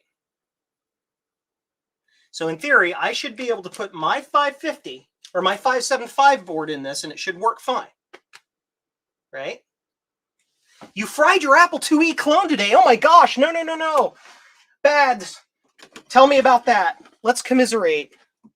What happened? Heck, Rudy, if you want to jump on and chat, I can give you the StreamYard link, and we can pull you in as a contributor if you want. So I'm going to try my LC550 board, or my 575 board. No, in my luck, the 575 didn't work because I forgot to put the freaking memory, the video RAM in it.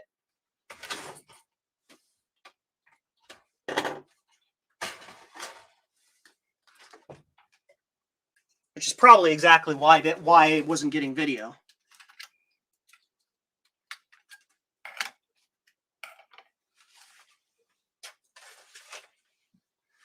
But whatever.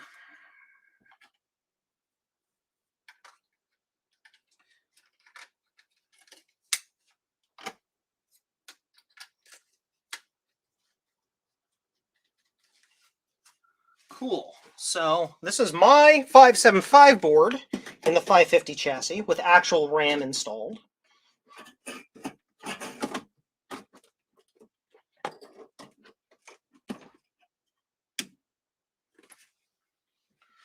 Okay.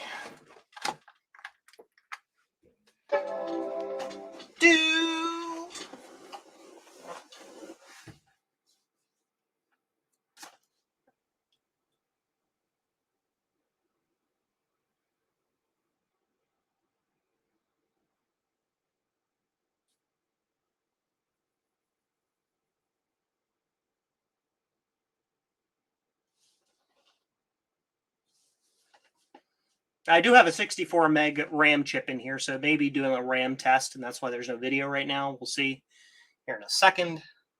Rocky!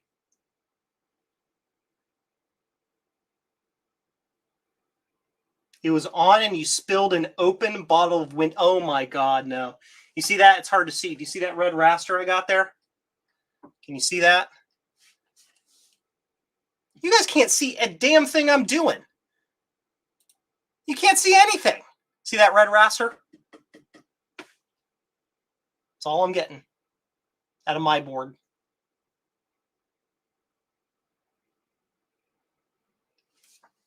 Yep. So my 575 board is busted.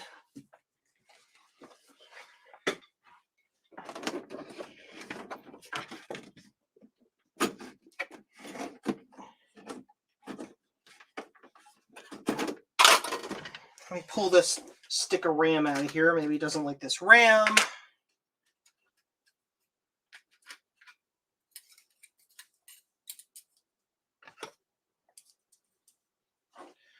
So my RAM. The 550 chassis should run 512 out of 384 off that board. Yes, I would think so. I would think so. I don't know. No idea. No clue. Not sure.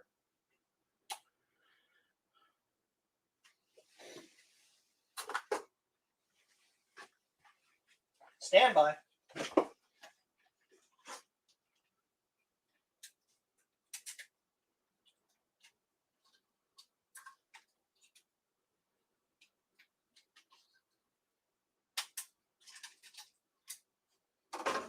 Trying some different video RAM, just in case the video RAM died. I don't know. Look like I know anything?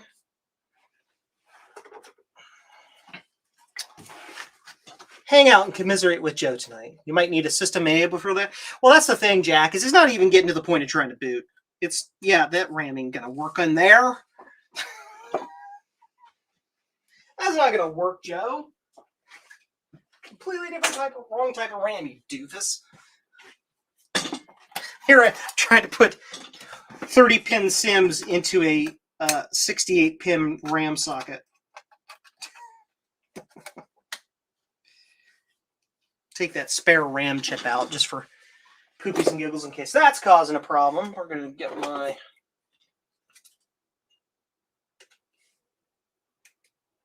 put this in here.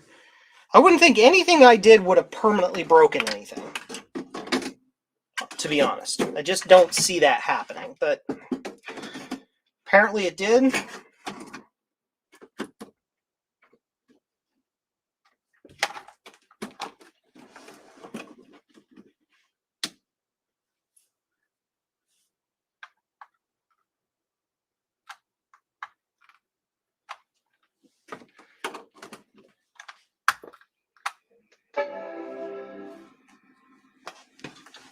All right, this is my 575 with just video RAM in it. No system RAM in it except the onboard RAM.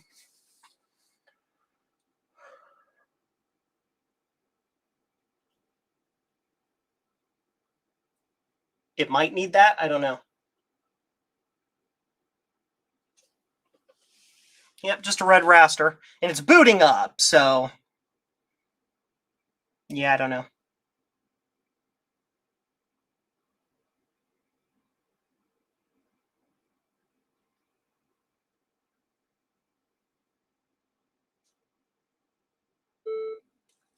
Bing! My Mac 2FX chimes without any RAM in it, yeah.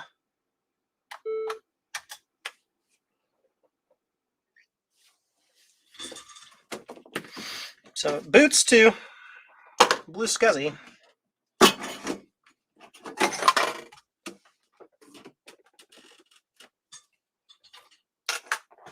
I'm going to try something really crazy. Stand by.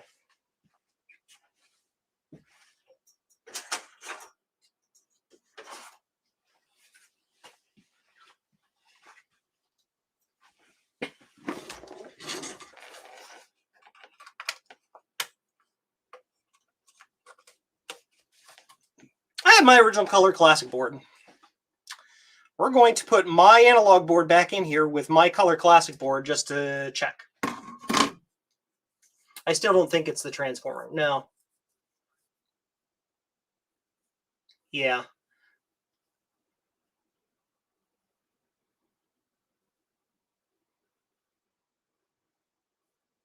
One. So apparently we got to cut. So Craig and Chance are apparently buddies, and they're putting bets on whether or not I can fix this, I guess.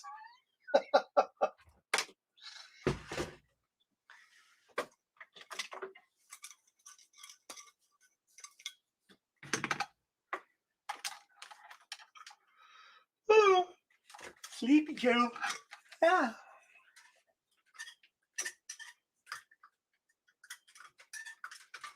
Go under there and stay under there. Thank you.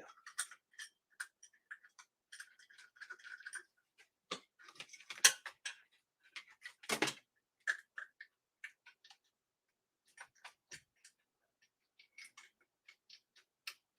never remember which direction this orients.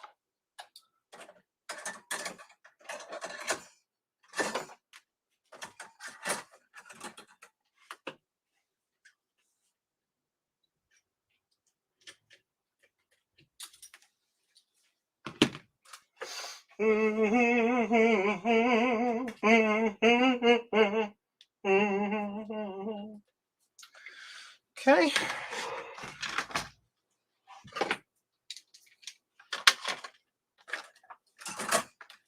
Where's my black stick? Hello, black stick. I don't know where it went. I need my prying stick. And I'll use this.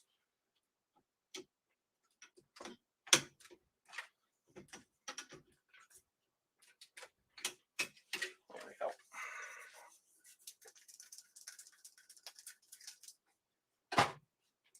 Disconnected, disconnected, disconnected, disconnected, disconnected.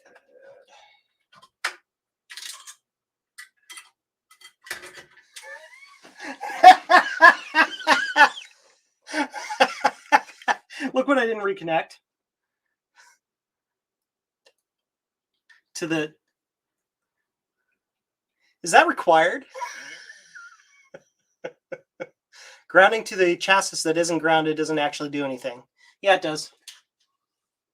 It discharges across that. Because the potential is between here and that ground lug, not between here and the outside world.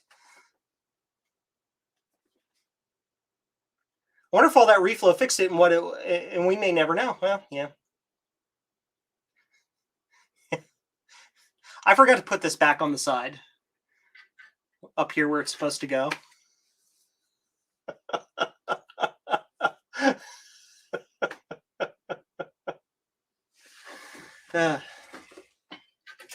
Anyway, let's put this back together and actually plug this little ground clip back on here and see if that has any effect on the tube working.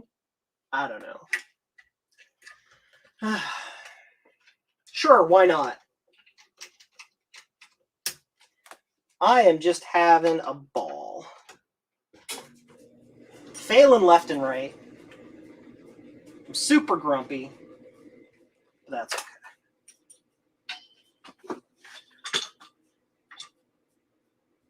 I mean, if you really want me to ground this to like a ground lug, I can ground it to a ground lug real quick. I mean, it's... I always discharge with the machine grounded to something. Okay, well. Here's a ground lug on my power supply.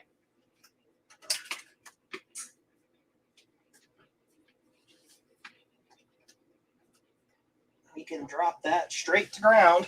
Grounded.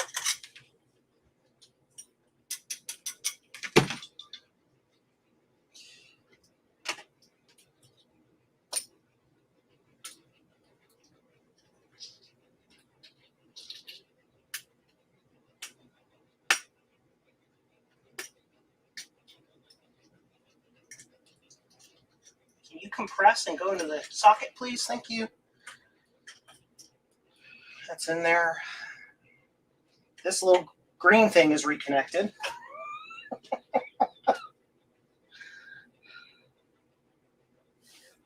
Joe's terrible, horrible, no good, very bad day.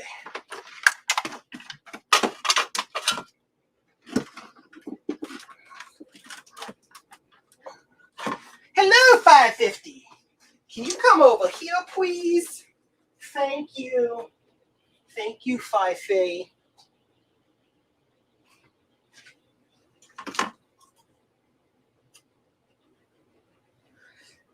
Okay, that's my Color Classic board. Yeah.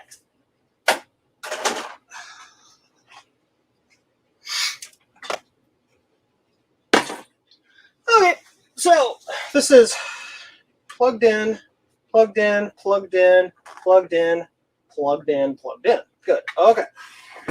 It's not grounded in anything underneath, like some sort of weirdo. Nope.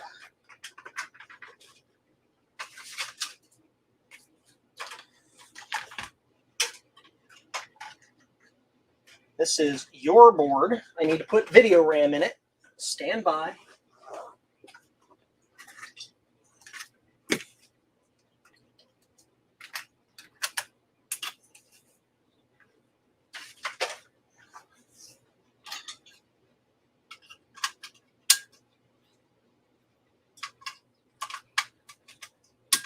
Video RAM.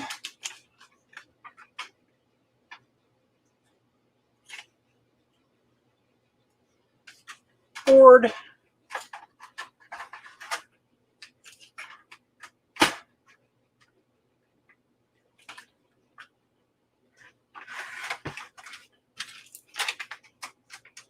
Sound. SCSI. Power.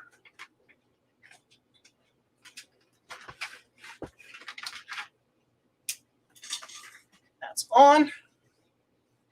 CRT money. Thank you, Adam. Oops.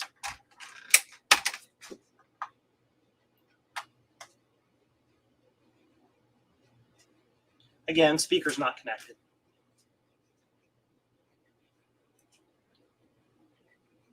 Strangers in the night. Nothing. Nothing at all.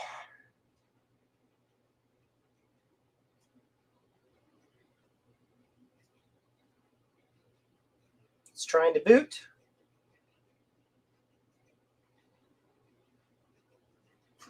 Looks like it's booting perfectly fine. Nothing on my screen. So stand by for a moment because I'm going to turn all my lights off. I'm going to look for net glow. I want to see if I toasted my tube here.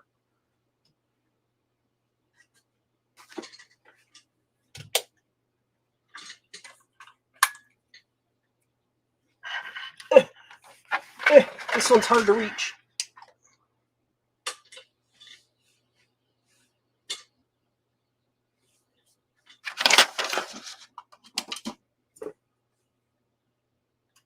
Yep.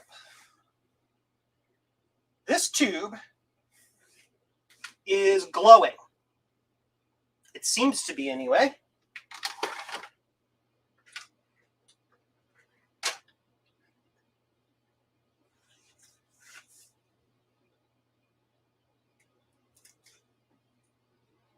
Nope. Nope. Tube's dead. Dead tube. No glowage at all. Blue SCSI Eric has entered the chat. Hi, Eric. Nice stickers. Thank you. Stand by.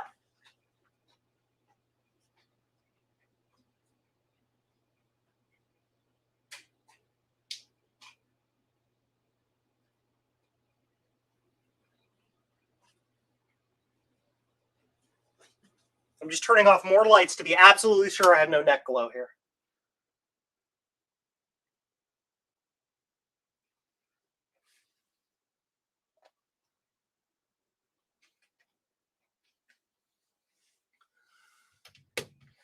Yep. Pretty sure. Pretty sure.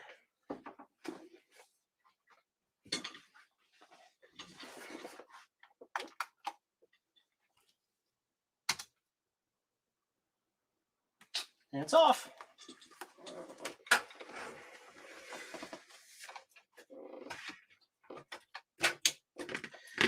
Okay.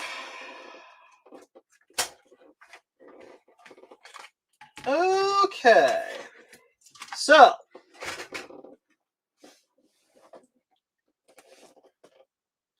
Yeah, it would be right there. I didn't see it. I don't know what happened. Can you even see net glow on that Trinitrub tube? I would think so. I would think you could, but I didn't see anything.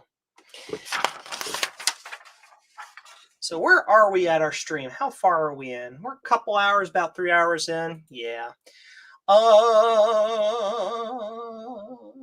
Is voltage good? Rudy, here's what's happening. I don't see how driving it wrong would break it. I don't either. Yeah, it might take a while for video to show up after the RAM jack. Here's the problem. I watched the Blue SCSI. I watched it boot all the way up. I was able to press the soft power. Here, I'm going to switch cameras so we can chat. I watched it boot all the way up. I turned it off by pressing the soft power button on the keyboard, waited 2 seconds, then hit enter, and watched it shut all the way off. It's booted all the way up into the operating system with no video.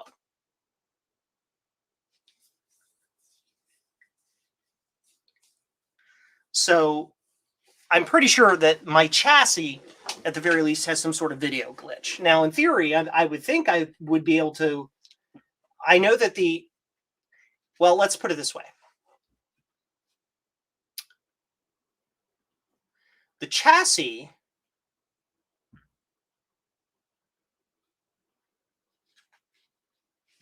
I'm trying to think. Stand by. I'm a really slow thinker, but I'm a good one. We know my LC550 chassis works with the LC550 board. Was there glow on the neck before Craig's board? That's a good question. I don't know. I never looked. I always just plugged the thing, turned it on, and it worked. I would have had to turn all the lights off beforehand and check it. I don't know.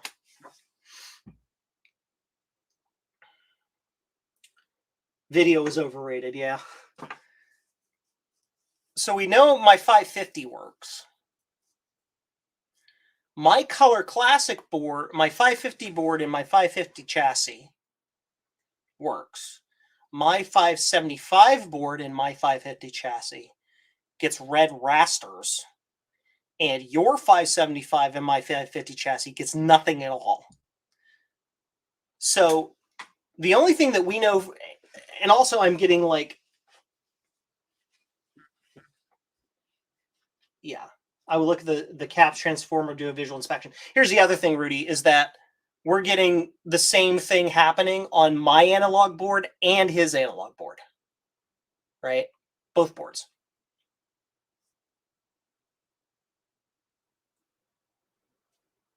So I don't think it's an analog board problem. And we know both logic boards boot. And we saw Craig's logic board boot to my chassis, then stop. It was working, then it didn't, other than the little bus error problem, which the bus error could have been due to voltages being pulled low because I was running a 640 by 480 modded logic board on an analog board that hadn't been modded.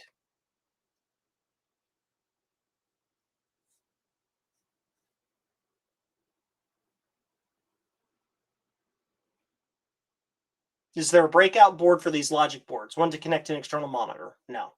Try zapping PRAM. There is no PRAM because there's no battery. It's not keeping anything in PRAM. Is the ground good? Probably. But how the hell do you test it on this? How do you test it on this setup? Because it uses those stupid header connectors. Those header plugs. PRAM, again, PRAM it really can't be the issue because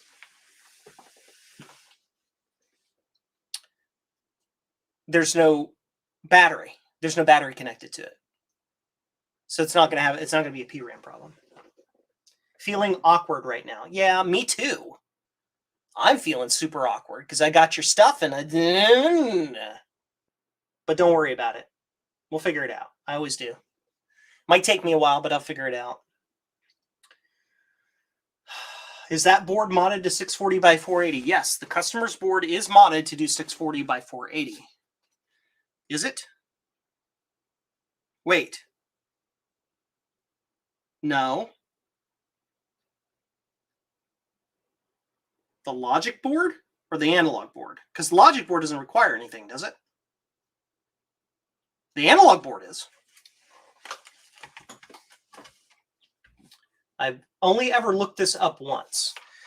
Mystic 575, 640, 480 mod.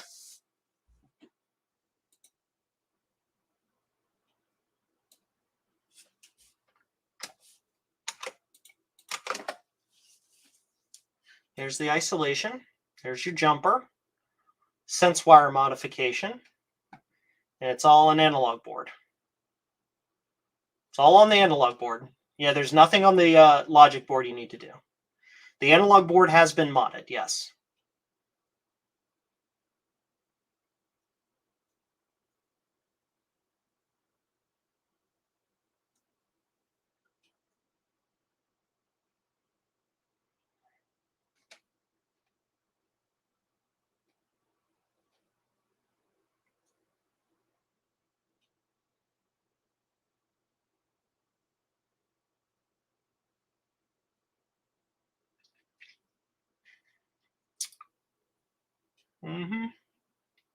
Stand by, I'm reading.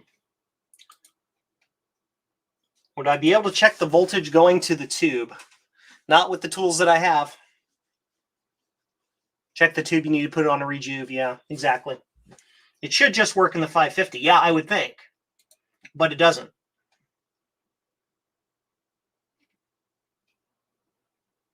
But it worked for a short period of time in my unmodded Color Classic until it didn't.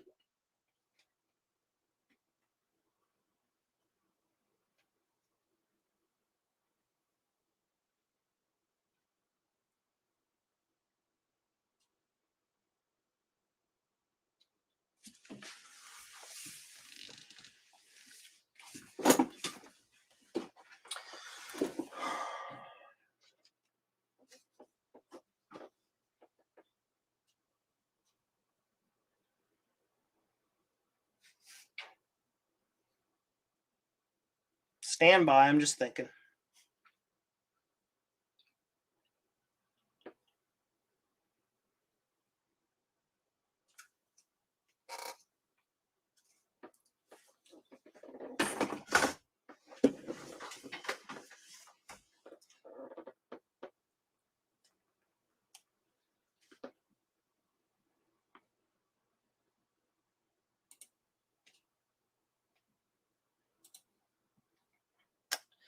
Doobie doobie doo.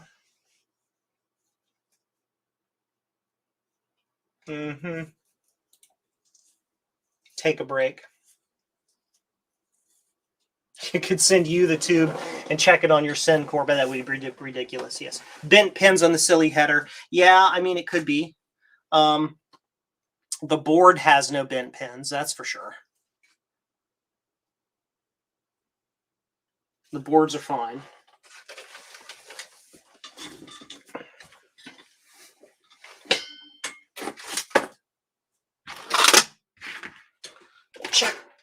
Check this guy.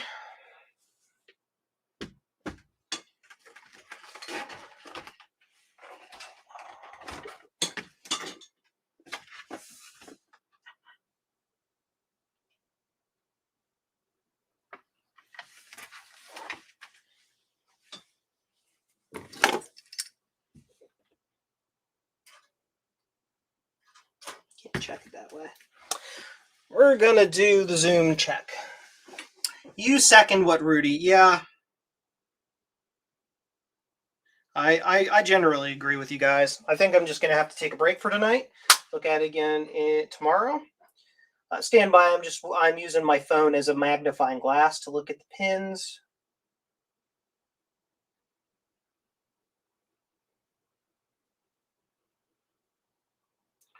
Doobie doobie doo.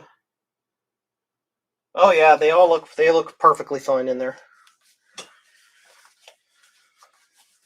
They look good to me. You silly poop. You silly poop. Okay. You're going to need another beer. We know the 550 is good because the 550 works. So I'm wondering if there's something funky with both my chassis and your logic board.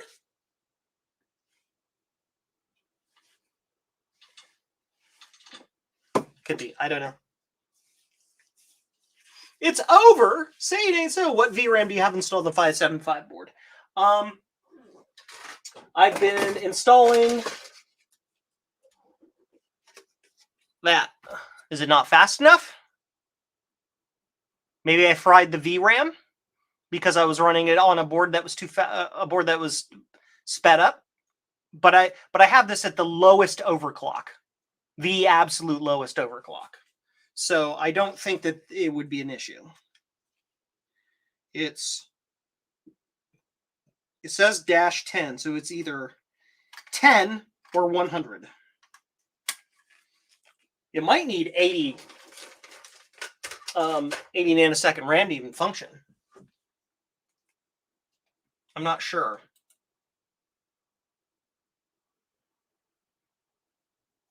It should just work in the 550. Yeah. Yep. Agreed. Well, here's what's going to happen. I'm going to call it a night. And come back to it. And we'll figure it out. Because I've got to figure it out because it's the overvolting. Yeah, we're not overvolting. 550 VRAM on the 575 board. I could try that. I have to see if I have it over here somewhere. I don't know. Is the high voltage working? Can you feel static on your arm hair when you power it on? Yes, the high voltage is fine. And you can even tell because when you turn it on, the whole thing goes ding! You can hear the 60 hertz chatter, or what the 68 hertz chatter of the horizontal deflection going. So I'm pretty sure high voltage is working. And again, I get the same thing. I'm getting weird problems on 2 different analog boards and a 550. So there's something else going on. The 575 doesn't have onboard VRAM. No, it does not. So yeah, I don't know what's going on. This error that happened tonight gave me an idea for a Mac related project. Yeah. Well, I think I'm going to call it for a night. Call it for the night tonight. I have to regroup and think about this and test it, test this 20 different ways to Sunday. Yeah, none of this would short a tube. Yeah, worst case scenario, what would happen, it would go to light the tube up. It's possible I just didn't see the net glow at all, to be honest. But I think what would happen is you would just get noise, like it wouldn't lock, right?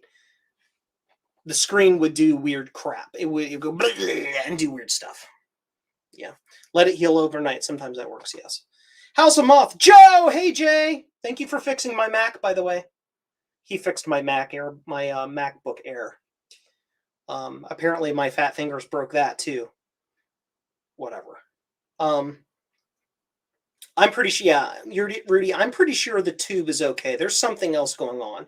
So what I'm probably going to do is tomorrow night, I'm probably going to take this while Mac Yak is on. I'm probably going to take the whole thing apart and restore my Color Classic back to an original Color Classic with my Color Classic board and my original unmodded analog board and see if I can get the Color Classic to work. If I can do that, then that's going to help me eliminate a lot of variables of some other crap that's going on. So, yeah. You're welcome. Sorry I missed whatever the stream was about. We'll have to rewind and find out. You might not like it, Jay. It's all about beiges. It's about fixing a Color Classic for a gentleman who's in the chat right now, actually, and doing the Spicy O'Clock mod on it, the overclocking mod to make it faster. Yeah. Justin Morgan, $3.99. Woot! Thank you, Justin. I hope it's funny. I hope I actually get that the super chat funds transferred somewhere because a couple days ago my debit card got compromised, and so my debit card doesn't work right now, even though the account it's connected to is. So I don't know if those funds actually go through. Not that I'm like totally reliant on your guys' super chats or whatever. I still thank you very much, but it's like it's a weird question mark I have going on right now. Is that actually working? I don't know. Anyway. JDW said that if the spicy is too high, you get red raster. Try turning it counterclockwise. And please keep an eye out for you from an email from the near future. Thank you. Yes. Runs J Done Do Beige. Ah, yeah. Thank you, Adam, for dropping the link in the chat. Yeah. So I'm going to call it a night. Thank you all for stopping by. Remember to hit the like button because it helps the YubTubs. If you are not subscribed, why? I do cool stuff like this. I break stuff all the time, apparently. Subscribe. I have a website, jcm-1.com, where I have lots of cool little goodies. A lot of it for the Apple II side, but a lot of other cool stuff that you can pick up to fix your old computers.